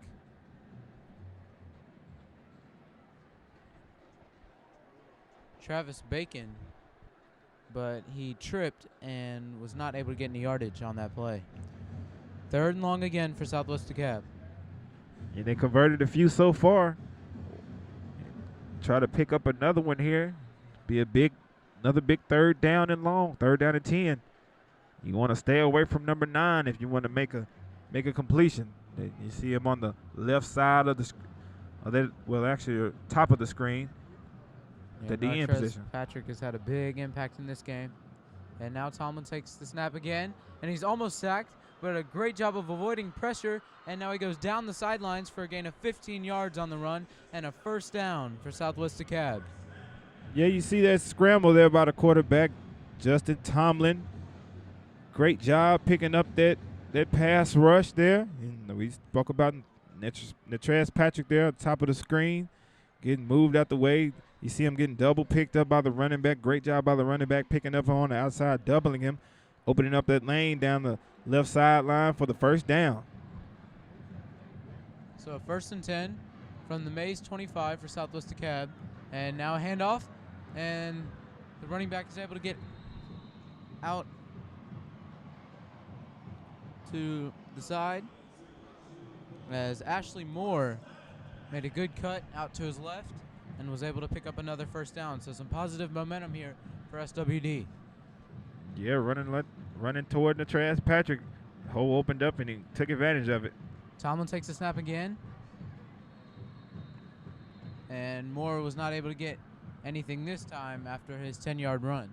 Yeah, with that Marquez Daniel blowing up that play in the backfield, just shot the gap and wrapped him up in the backfield and lost a 2 on the play. And credit that play, Marquez Daniel, linebacker coming up, making that big stop there in the backfield. Yeah, Daniels had a few big hits tonight. Now a 2nd and 12.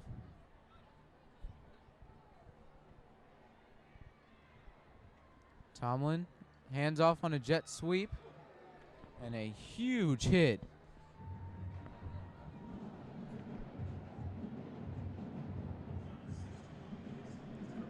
By Jawan Williamson as he came up. Just a jet sweep there. Bacon coming around the end.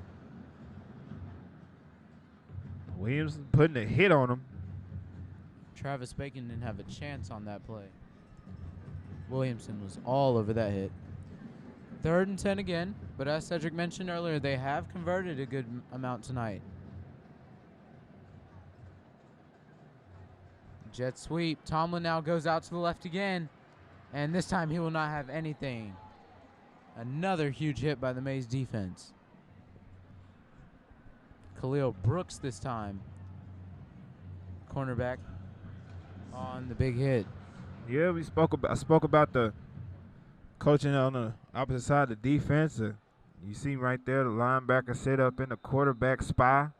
Khalil Brooks not having anything, not falling forward, standing at home and making it hard for Justin Tomlin to get anything going. No open lanes out there, just powder blue jersey just waiting on him. And they made a good play, stopped him from no gain.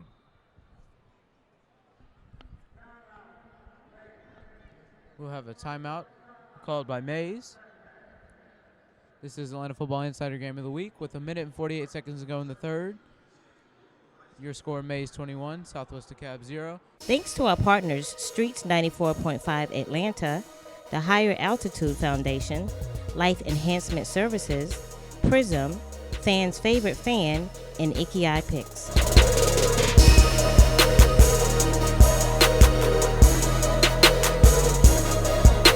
We are back at the Georgia Dome for the Atlanta Football Insider Game of the Week. And this will be a 4th and 10 for Southwest DeKalb. They try the end zone, and a beautiful pass deflection by number 7, Khalil Brooks, who made the stop earlier, and now he is down. As it looks like he might have just run into a security guard or someone, as he's now up. But a beautiful play by him, and now Mays will take over. Yeah, Khalil Brooks, back-to-back big plays by him.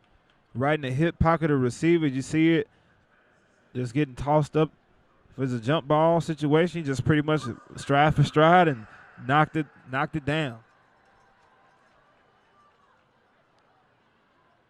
This defensive staff for Mays has got to be proud of their unit tonight, giving up some yards, but being in and not breaking.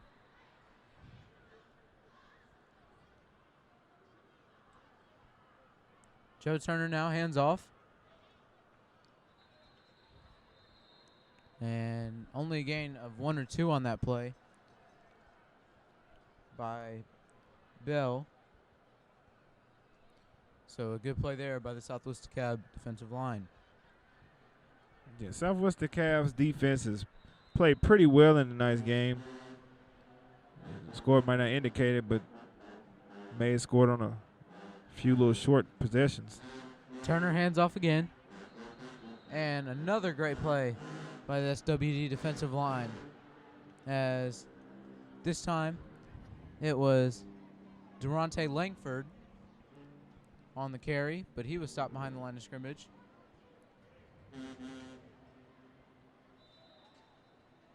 Yeah, defense doing a good job crashing that line, getting the play in the backfield. So 3rd and long for Mays, 3rd and 9 to be exact. Turner drops back, thinks he has a man, and a good defensive play there by Southwest DeKalb.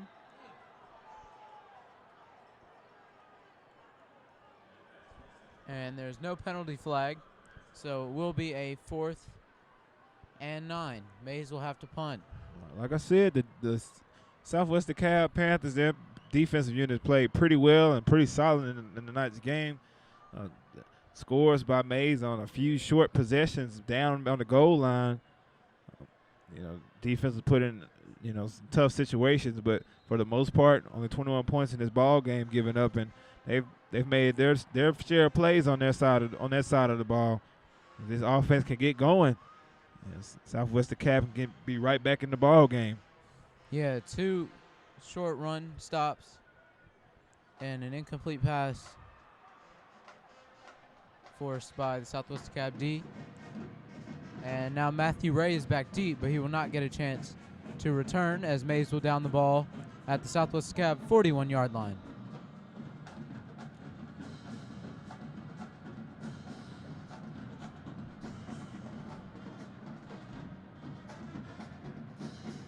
The ball down, you can see the DeKalb offense back on the field. And Justin Tomlin and the crew.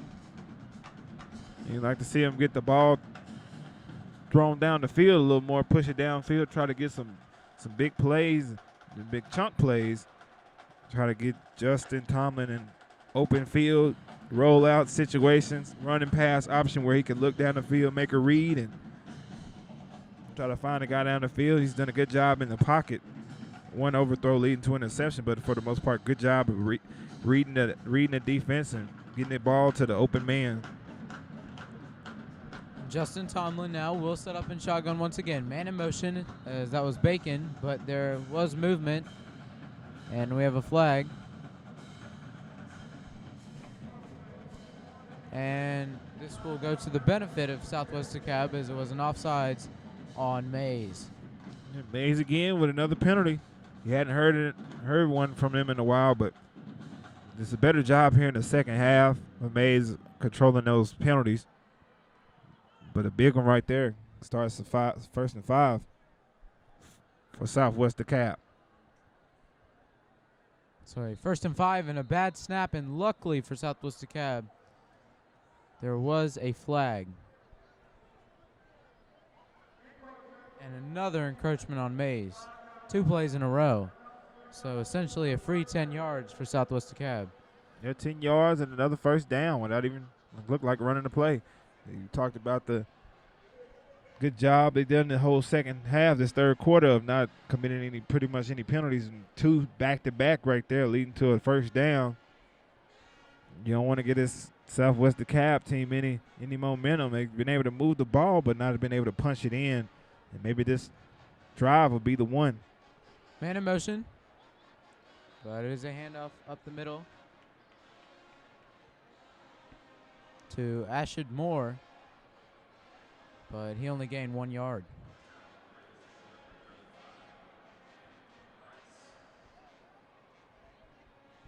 Yeah, speak back to those penalties.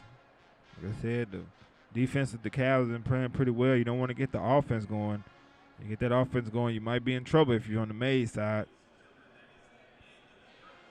So this will conclude our third quarter. The score, Mays 21, Southwest DeKalb 0. We will now send it down to Jada on the field, and we'll be back with fourth quarter action after this. Hey guys, tune in next week for the game of the week with Greater Atlanta Christian versus Best Academy at Lakewood Stadium.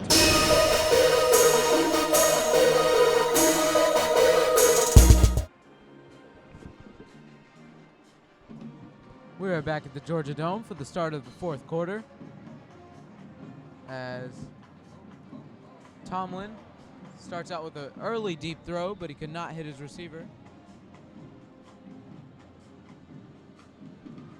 Travion Moncrief was the intended receiver.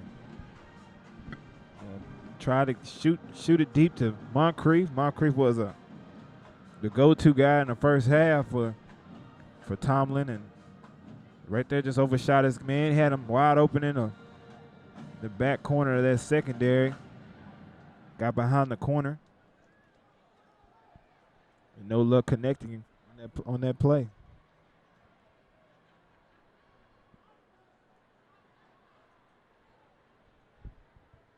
So a 3rd and long, again for Southwest DeKalb. 3rd and 11. Man in motion, Bacon. And Tomlin rolls out now to his left.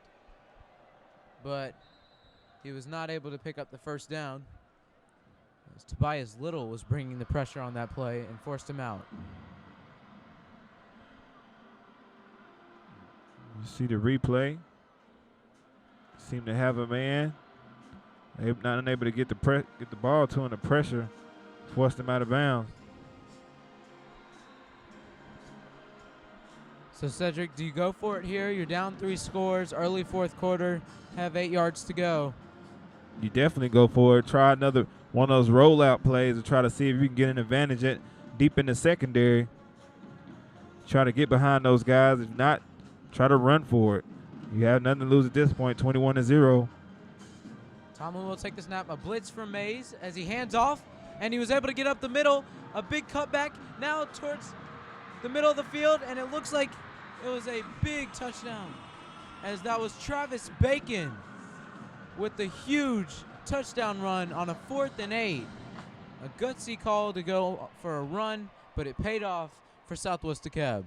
Yeah, it paid off big time, and you just check the replay out, and it's pretty much a halfback give up the middle, was able to stonewall the defenders and cut back into the blitzing area where the defense was. The 2 middle linebackers blitzing on the play, lost contain and cut back on the cutback and took it to the house for 6. So Southwest DeKalb's first score comes early 4th quarter. And now we have a man down in the Mays end zone, and this will be an injury timeout.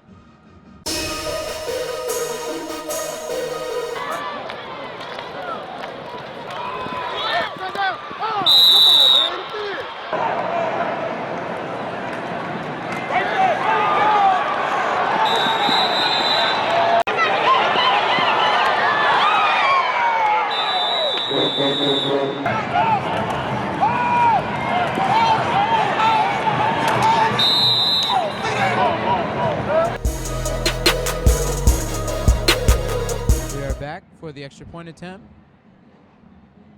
And they run it in as Southwest DeKalb runs in the 2-point conversion. Mays had nobody there, as it looked like they might kick it, but now there's a penalty flag.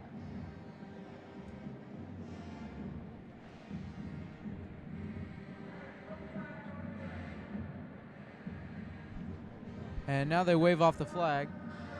So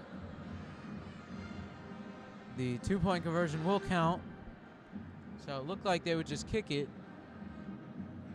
but a fake run gets Southwest DeKalb 8 points instead of 7.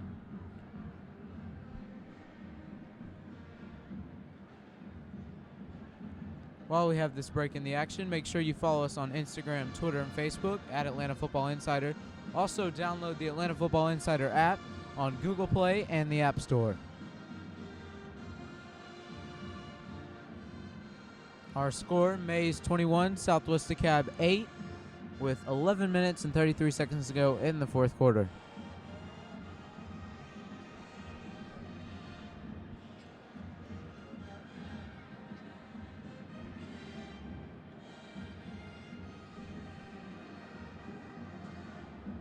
As Jordan Eastling was the man who ran in the 2-point conversion.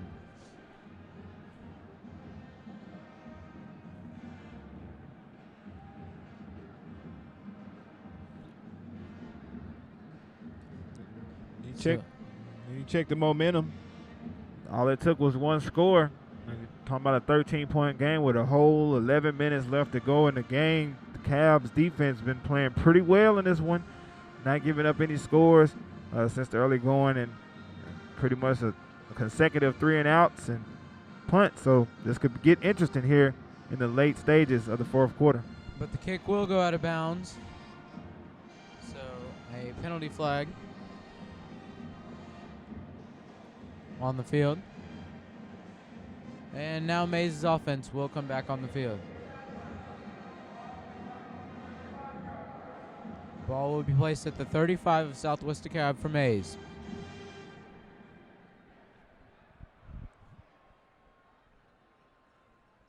Cedric, if you're Coach Jarvis, do you feel any pressure now? You know, you haven't gotten any points up in the second half, and Southwest DeKalb just scored.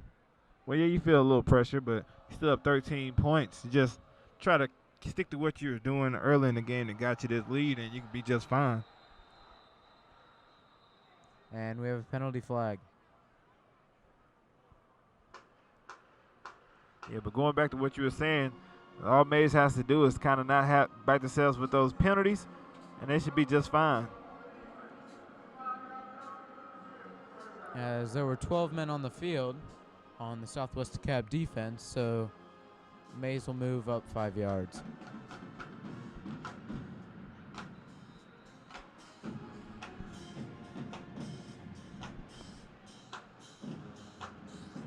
Snap is now taken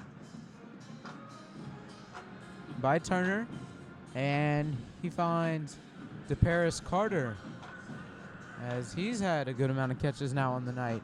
He picks up the first down. Yeah, Turner just a quick 3-step drop and check it. Check that as just a snap and throw right there. 5-yard hitch. Pick up good yardage on first down. And movement early. This is going to be a false start. Excuse me, encroachment on Southwest DeKalb. Right now, if you're amazed, like you asked me if Coach Jarvis, were you nervous? If you're Coach Jarvis, you just want to stay in the ball game, be mentally tough, be mentally strong. All games come down to who can withstand that fourth quarter charge, that late charge by the opposite team when you have a big lead. And right now, they're in that position. You don't want to stay sound, stay fundamental in your approach, no penalties, and you can see what happens at the end. So Mays picks up a free 10 yards on those past two penalties, and now a handoff on a jet sweep. And a great job there by the Southwest DeKalb defense, as Charlie Patrick took the carry, but he had nowhere to go. Well, you had Corey Hernandez come up from the safety spot with the early pressure. Jordan Eastland coming through, finally bringing him down. Yeah, we've called Hernandez's name a few times tonight as he's come up big. Yeah, he's come up from that safety spot several times to deliver big plays tonight, and that was one of them right there.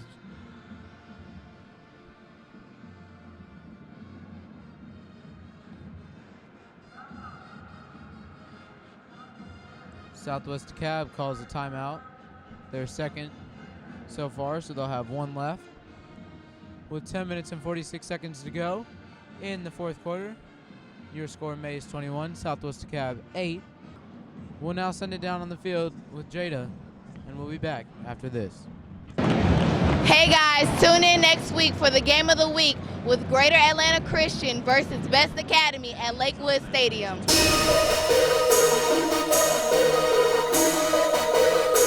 Broadcasting from the Georgia Dome, we are back here for Atlanta Football Insider Game of the Week in the Atlanta vs. DeKalb showdown. Mays will be faced with a 2nd and 11 as Joe Turner takes a snap, hands off up the middle to Charlie Patrick, who's able to get close to the first down marker. Yeah, he's been a consistent runner for this team all game long. You see him straight north and south up the field. Good run, good gain there. Yeah, he got a little burst of speed there. Yeah, setting up a third and manageable here. 3rd and 4.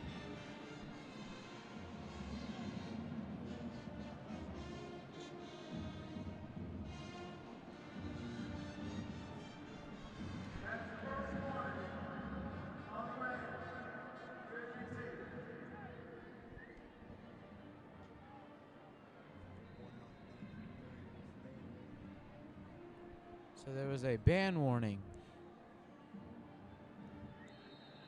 And now we'll have a penalty flag. False start on Mays.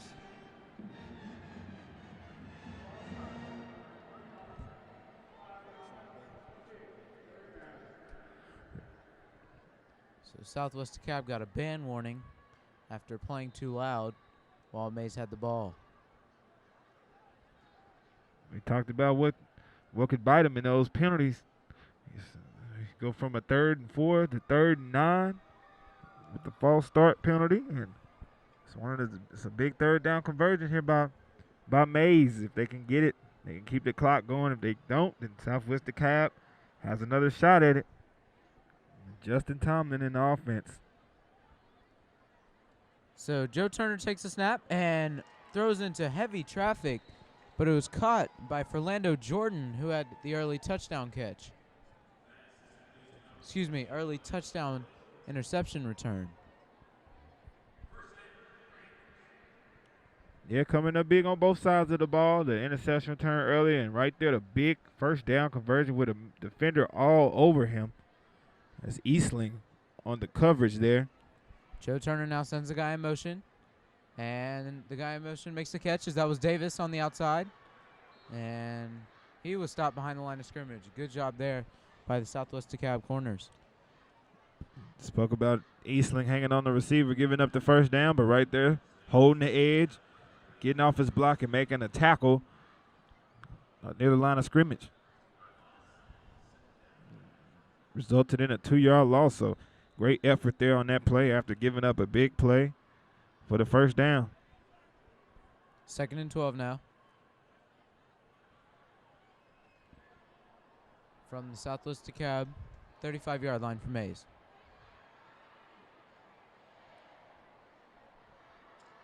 Joe Turner has 2 guys to both sides of him. And now he'll look to throw deep. He's got a guy as he tried to hit Kerry Wimberly, but he just overthrew him, as that would have been a surefire touchdown for the Mays Raiders. Yeah, you see back there Hernandez and Eastling on the coverage in the back of the end zone. Joe Turner overshot his receiver down the field. Trying to take a shot, loosen up this defense to try to probably get some more runs going.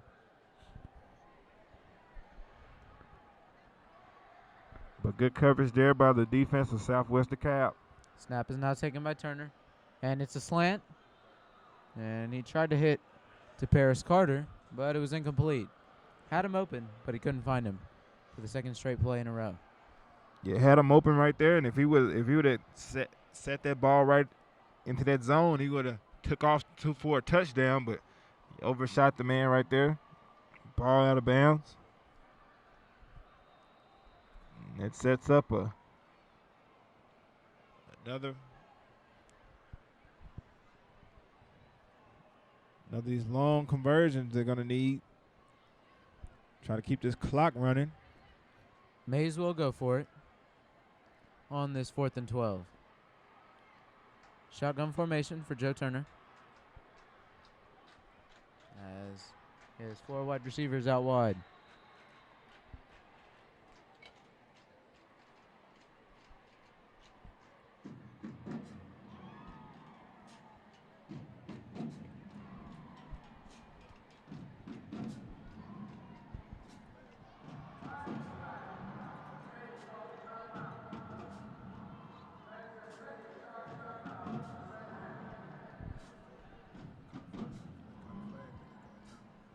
So there was a flag on the field, but there was a timeout before the flag.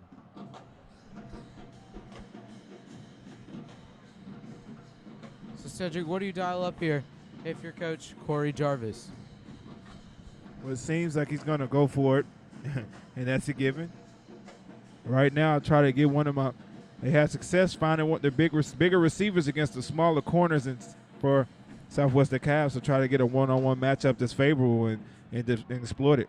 And Turner takes a snap, and he runs up the middle. We'll see if he has enough. And now we have a late penalty flag.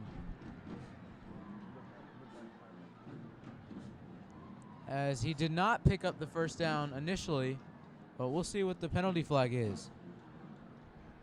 As it looks like Turner got hit hard. But good job by that Southwest DeKalb defense for coming in and stopping them short of the first down.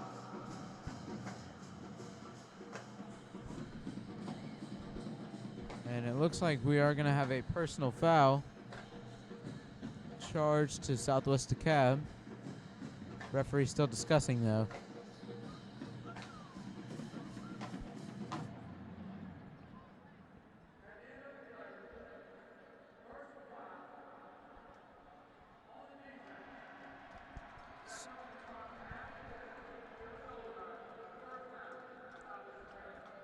So there will be a personal foul on Southwest DeKalb, and Mays will move half the distance to the goal line. With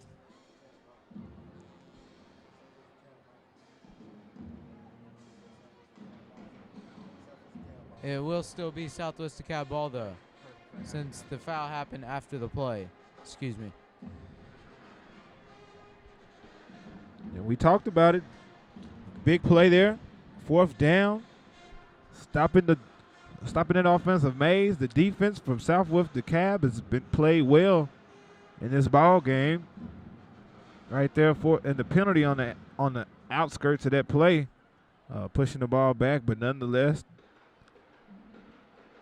turnover on downs. Good job by Southwest DeKalb's defense. Now it's up to the offense to strike and get this within a 1-score game. With 8 minutes to go, there's plenty of time left in the ball game. See what Justin Tomlin and his offense can do. Tomlin and his offense will take over from their own 12-yard line, so they are backed up. We'll have to see if Mays will dial up a blitz. Man in motion. Tomlin fakes the handoff and takes it himself for a good gain up the middle. Yeah, Shaheem Rutherford right there almost pretty much opened that hole. He let it open for him, and he went right behind him, but he turned around and made the tackle. But Shaheem Rutherford was right there. He was pretty much the read on that play. Crashed down, and that backside lane opened up for Justin Tomlin to run right behind him and pick up the good yardage down 1st down.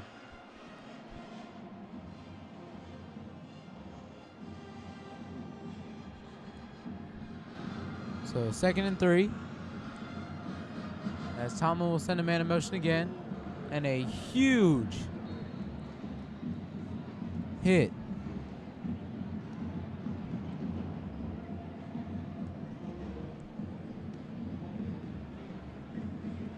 By Kerry Wimberly. As he just loaded up the linebacker. Yeah, we talked about it. That backside's been open here in the second half, and good job by Wimberly staying at home. Excuse me, that was Underwood on that last play. Oh, yeah, excuse me, Underwood. Well, Underwood, good job staying at home and wrapping up and making a play. But SWD still picks up the 1st down, and now Tomlin hands off again. And Rusher's able to get out to the outside. And he is brought down by his jersey. And we have a penalty flag, as that was Travis Bacon on the carry. But the run won't matter because there's a hold that will push them back. Penalty on that one. Picked up a good game right there. Was getting some floated offense. It seemed like every time their offense got a 1st down or conversion on the 3rd down, they picked up the momentum and was able to push the ball downfield right there, taken aback by the penalty, setting up a 1st down and 20 from their own 15-yard line. So see if they can rebound from that penalty and try to get back going in the right direction. Clock is running as we are under 7 minutes now left to go in the game.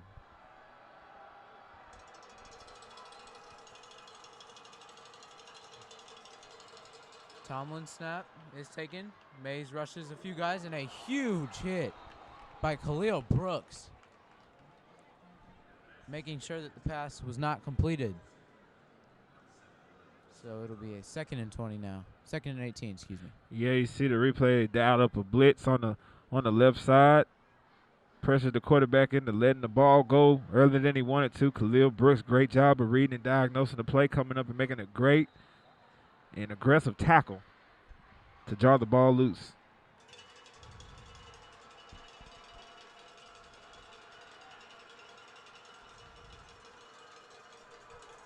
Big second down here for SWD. Tomlin takes a snap. Mays rushes 5. They get the pressure to him. Will he get it off? He will, but it will be incomplete. As he tried to get Travis Bacon there. But good job by the Mays defense to rush him and make sure the pass is incomplete. But, we hadn't spoken about the pass rush in this second half as much as the first, but nonetheless, the pass rush getting to the quarterback right there, hearing footsteps in his head. Good job of maneuvering and around in the pocket, using that athleticism to buy time, find a receiver. Travis Bacon popped open, but couldn't get the ball in right there. Just bounced off of him. Sets up this third and extra long here. Backs on the goal line.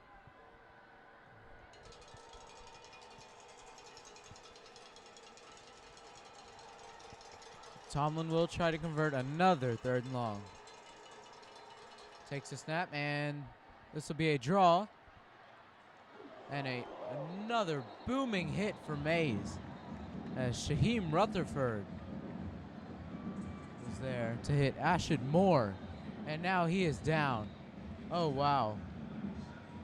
As he took his helmet off, I mean, a big collision there on the defensive hit.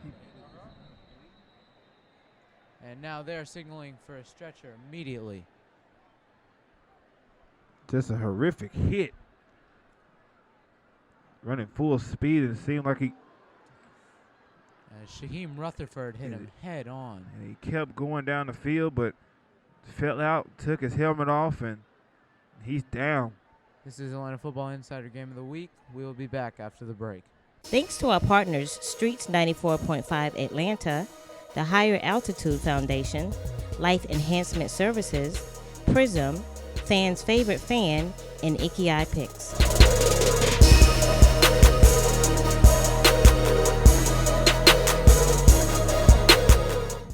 We are back at the Georgia Dome,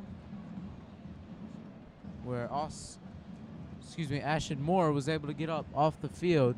Our thoughts go to him and his family, as it took him a minute to get up. Now Southwest Dekalb will have to punt to Mays on this 4th and 8. And it's a fake. As the fake was to Travis Bacon.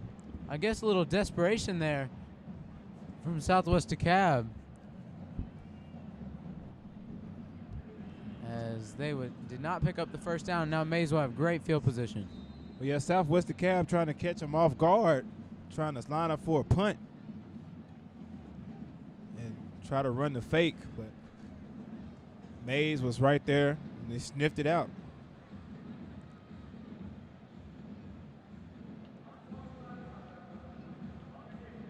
And now there will be an unsportsmanlike conduct on Southwest Dekalb that will move Mays up even more.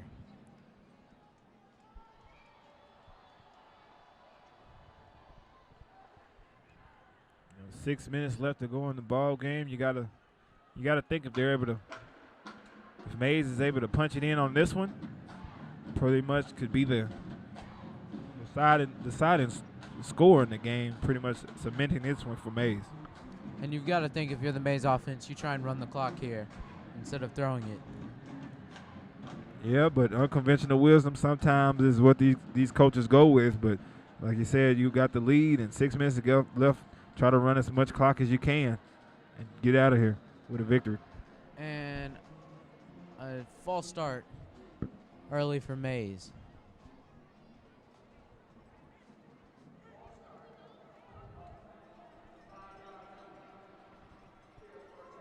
Many, many penalties from Mays on the night.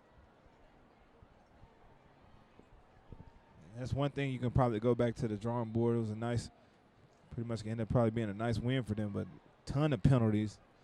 And Turner will throw. And he did not get his receiver, Tyshawn Brown.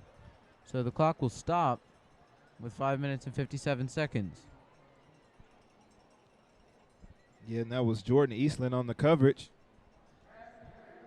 But there is now a pass interference flag, and that will certainly help out Mays.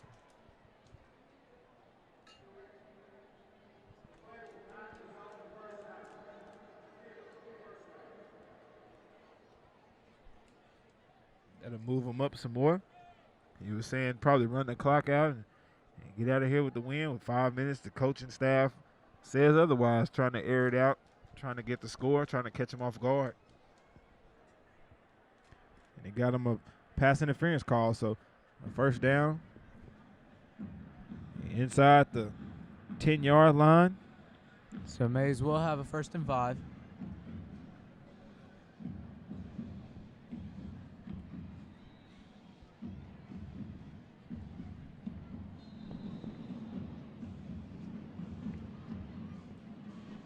And now Turner looks over to the sidelines and calls. But the timeout will be called by Southwest DeKalb. They do not have any more left. Now we will send it down on the field to Jada, who's standing with Atlanta Public Schools Superintendent Maria Karastarfin. We're here with Dr. Kastarfin, the Atlanta Public Schools Superintendent. So Dr. Kastarfin, how does it feel to be the new superintendent for Atlanta Public Schools? I mean, it's such an honor to have been selected to lead Atlanta. It's such a great school district. I don't think people understand what a jewel they have here in the capital city of Georgia. So I'm really excited to be here. I love the students. We've been building a team. We've got some great folks in APS. So I'm just excited. I just think it's going to be a banner year. I think we had a great day one, and I'm just looking forward to getting some big things done. What are some of your objectives for this year?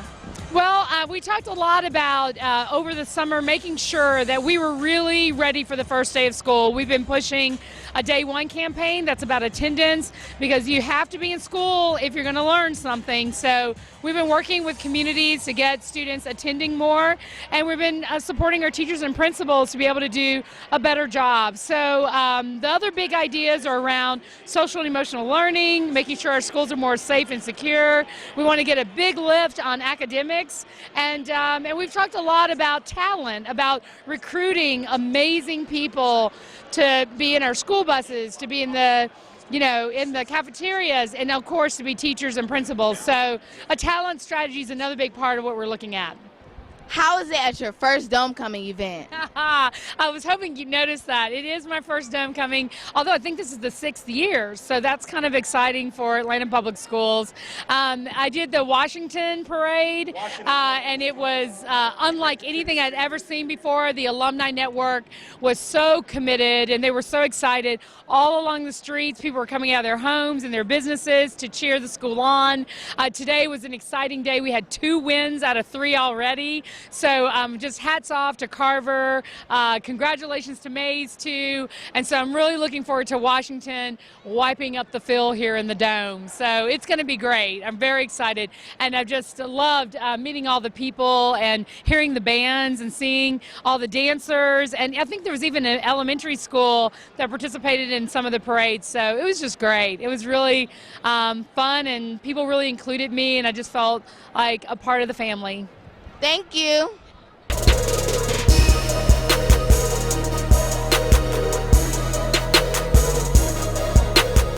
We are back at the Georgia Dome for Atlanta Football Insider Game of the Week. Mays versus Southwest DeKalb. With 5 minutes and 57 seconds to go in the 4th, Mays will have a 1st and 5 from the SWD 9-yard line. These Mays players are getting excited as they try and score again. And the handoff is to Charlie Patrick, who gets up the middle. And he will be marked down at the half-yard line, as that ball was inches away from the goal line. Yeah, he's been a capable runner, and he's been the most consistent runner tonight for Mays tonight, and just showing that bully-style running. And now this ball will be run in by Mays by number 3, Charlie Patrick, who got the handoff earlier, and he picks up his 2nd touchdown of the night. This might be the icing on the cake for Mays. Yeah, Patrick with a great effort in tonight's ball game, being the capable and consistent bell cow for this Mays offense and gets rewarded with another touchdown. And it's pretty much is the end for Southwest DeKalb in this ball game. And now Mays will set up to go for the 2-point conversion. And now they send their formation back in to the extra point. And now it is a fake. As Antonio Greer tried to get out on the edge, but he was not able to pick it up. So the score will be 27-8. Mays over Southwest DeKalb. We'll be back right after this. Hey guys, tune in next week for the game of the week with Greater Atlanta Christian versus Best Academy at Lakewood Stadium.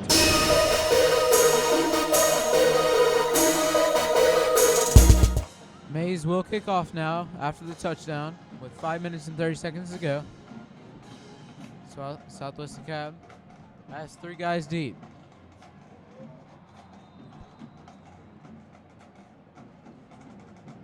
Kick is booted high.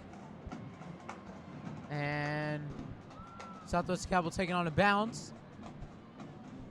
And now dodging tacklers. Great run there.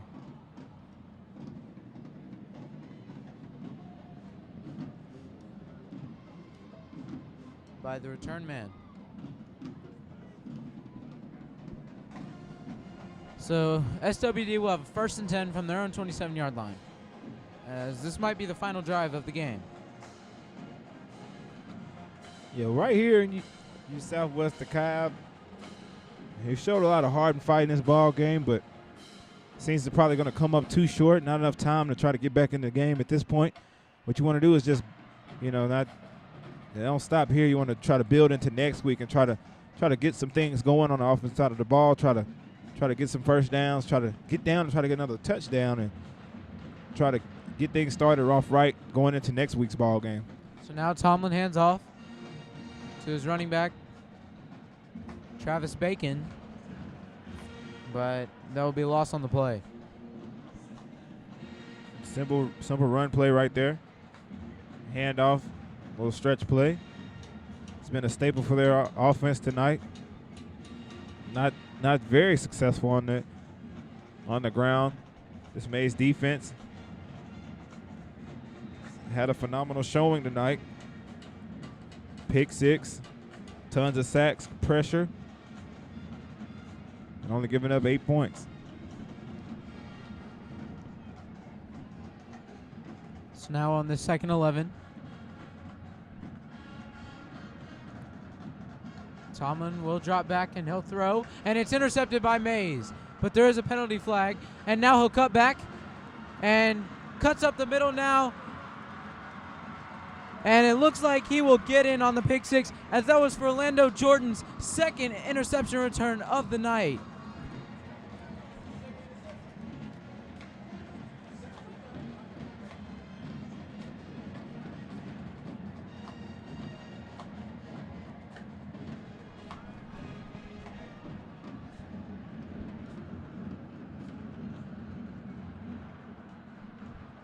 And now they will rule him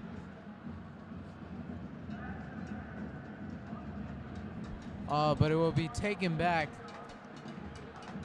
due to a pass interference call, as that really would have been outstanding.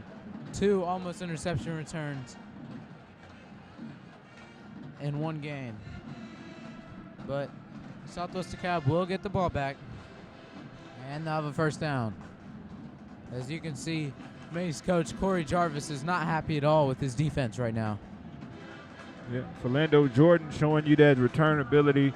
Also lines up at wide receiver, so it gives you an idea of his ability to return those interceptions like he does, making people miss and trying to get in the end zone, but just a little over aggressive in the secondary there, leading to the pass interference, and it sets up a 1st down for Southwest DeKalb.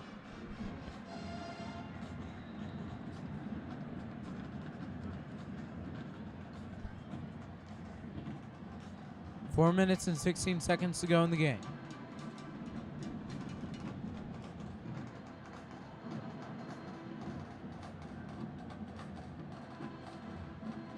Tomlin looks to throw deep. He's got a guy. Beautiful catch.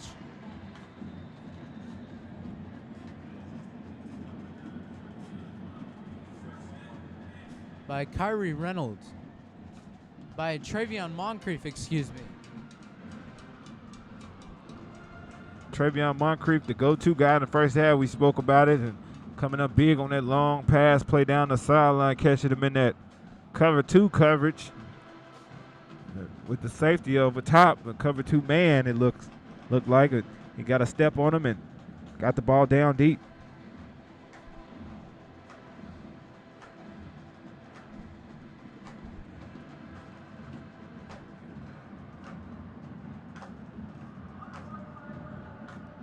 And now we have an unsportsmanlike conduct on Mays. Half the distance to the goal. First down for Southwest DeKalb with 4 minutes and 7 seconds to go in the game. Another penalty there by Mays, and they're stacking up the penalties at night. A number of penalties. Not pretty much played a factor in the outcome of tonight's game, but just going forward. And then you see Coach Jarvis on the sidelines. Not liking that.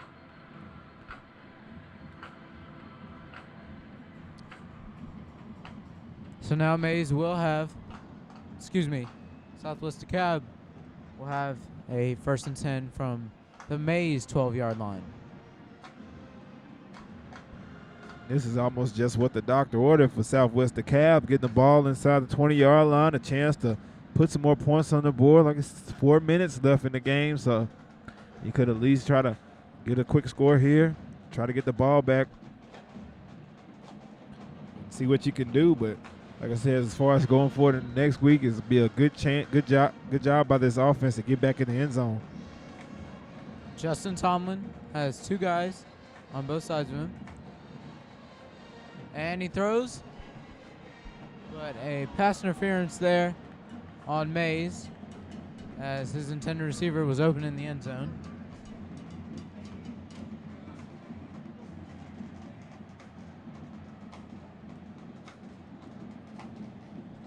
Charlie Patrick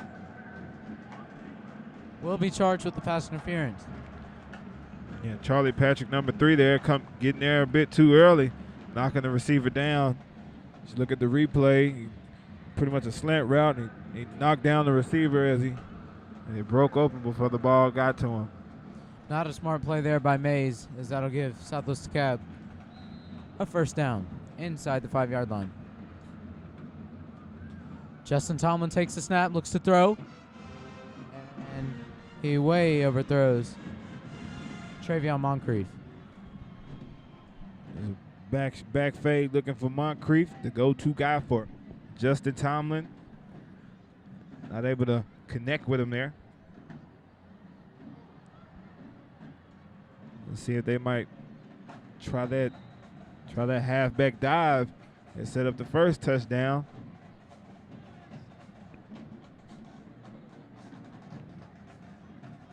Ball inside the 10-yard line. See what they come up with.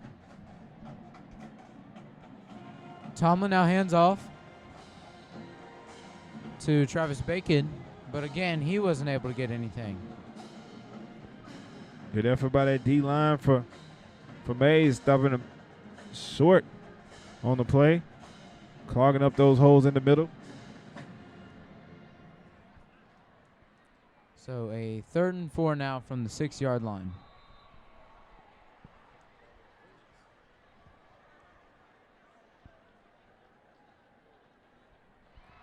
They almost got a 1. It's 4-down territory definitely right here. It's 3rd down and 3. You just want to pick up the 1st down, if not just a touchdown. You want to keep this drive alive and try to get in the end zone. Snap is now taken, and it'll be a direct run, and he gets nowhere, as Justin Tomlin wasn't able to get anything with Tobias Little with his 2nd big tackle on the night. Yeah, you're starting to see Justin Tomlin look a little frustrated out there. Right there in prime position to score. It sets up a 4th down and long. Yeah, he's had a lot of duties to do tonight. And unfortunately, the Mays defense has done all that they can to stop him from having a good night. Yeah, pressure that you had Tobias Harris, Latrez Patrick, Philando Jordan, Khalil Mack. All guys coming up with good individual performances tonight for this Mays defense. And getting called up on again. 2 minutes left to go in the game. 4th and 12. See if they can come up with yet another stop. And we have now hit the 2-minute mark. And it will be a delay game on Southwest DeKalb, so that will not help them in any way. They will have to move back 5 yards. Yeah, not helping them out, but helping out this defense. This defense doesn't need any help, as you explained. But see what they come up with on this 4th and long. And now he throws a ball over the head of Jacoby Riley, and Mays will take over.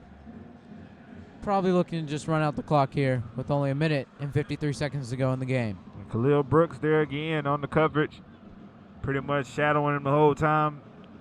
All Justin Tomlin could do is throw it up for grabs and overshot his guy. Ball out of bounds. 1 minute and 53 seconds left. 27-8. Mays should be probably content with just running this thing on out and ending this ball game with an impressive win, especially on the defensive side of the ball. Joe Turner now. And we will have another penalty. False start on Mays once again. Let's go in the golden lion thing that Coach Jarvis can go back to is all these penalties that they built up. The game is 27-8, pretty much out of reach.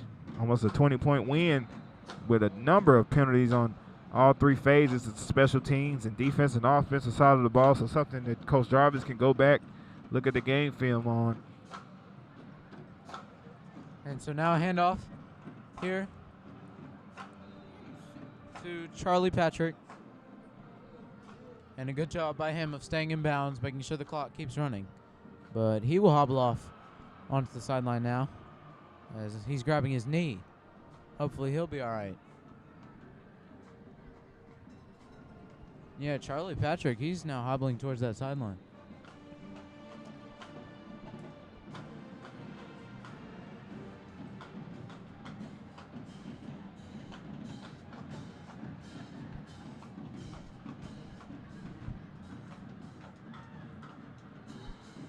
Handoff now.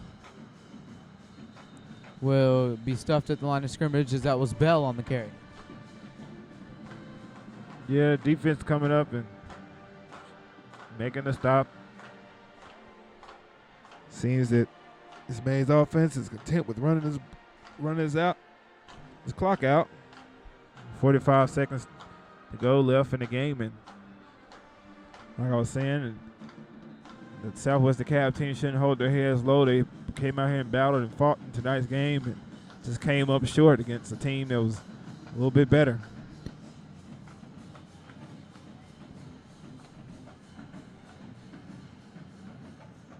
Now the clock keeps running. Turner now hands off. And that was Bell with the nice carry there. That will pick up a first down and most likely conclude our game once they move the chains.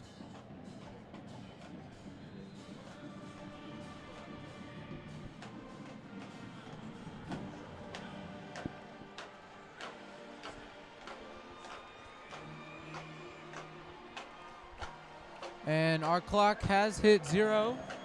Ladies and gentlemen, this has been another edition of Atlanta Football Insiders Game of the Week, the Atlanta vs. DeKalb Showdown. Your final score, Mays 27, Southwest DeKalb 8. Now we will send it down on the field with Jada. Hey guys, I'm here with Orlando Jordan and Coach Jarvis. So, Orlando, how did you feel when you intercepted a touchdown? I just felt I didn't even have a feeling. It just, How do you feel to be player of the game? I really feel happy. I want to go home and feel, I want to smile. Coach, how did did your strategies work for this game? I felt like we played decent. We didn't play good, though. You know, we made too many bonehead mistakes, and that's going to cost us in the long run if we don't get them fixed. So how do you feel that you can do better for your next game, Coach? We got to play more discipline. Well, congratulations on the win. Thank you. We are back here at the Georgia Dome for the Atlanta Football Insider post-game wrap-up. Cedric, what ultimately led Mays to getting the victory tonight? Well, just the overall performance of their defense. It's a dominant performance. You had Natrez Patrick come up with three big sacks. You had Khalil Brooks with a lot of big plays. Philando Jordan come up with interception and almost another interception. Just a lot of good individual performances by the defense, and it ultimately led them to a big win tonight. Yeah, both teams fought very hard. For Cedric Morgan, I'm Davis Baker. Make sure you tune in next week. Let's take a look at the Life Enhancement Services play of the game. Snap is taking. And it's intercepted by Mays. As he cuts back, and he might go all the way. He gets the blocking, and he's going to go all the way. Philando Jordan with the big pick six. You've been seeing it all game, and they're putting pressure on the quarterback. He's starting to hear footsteps. Justin Tomlin overshoots his receiver, and Jordan picks it off and has the blocking to get down the field. Good job by the Mays defense. Another big play by their defense, and they're pretty much set the tone here in this ball game from the opening snap.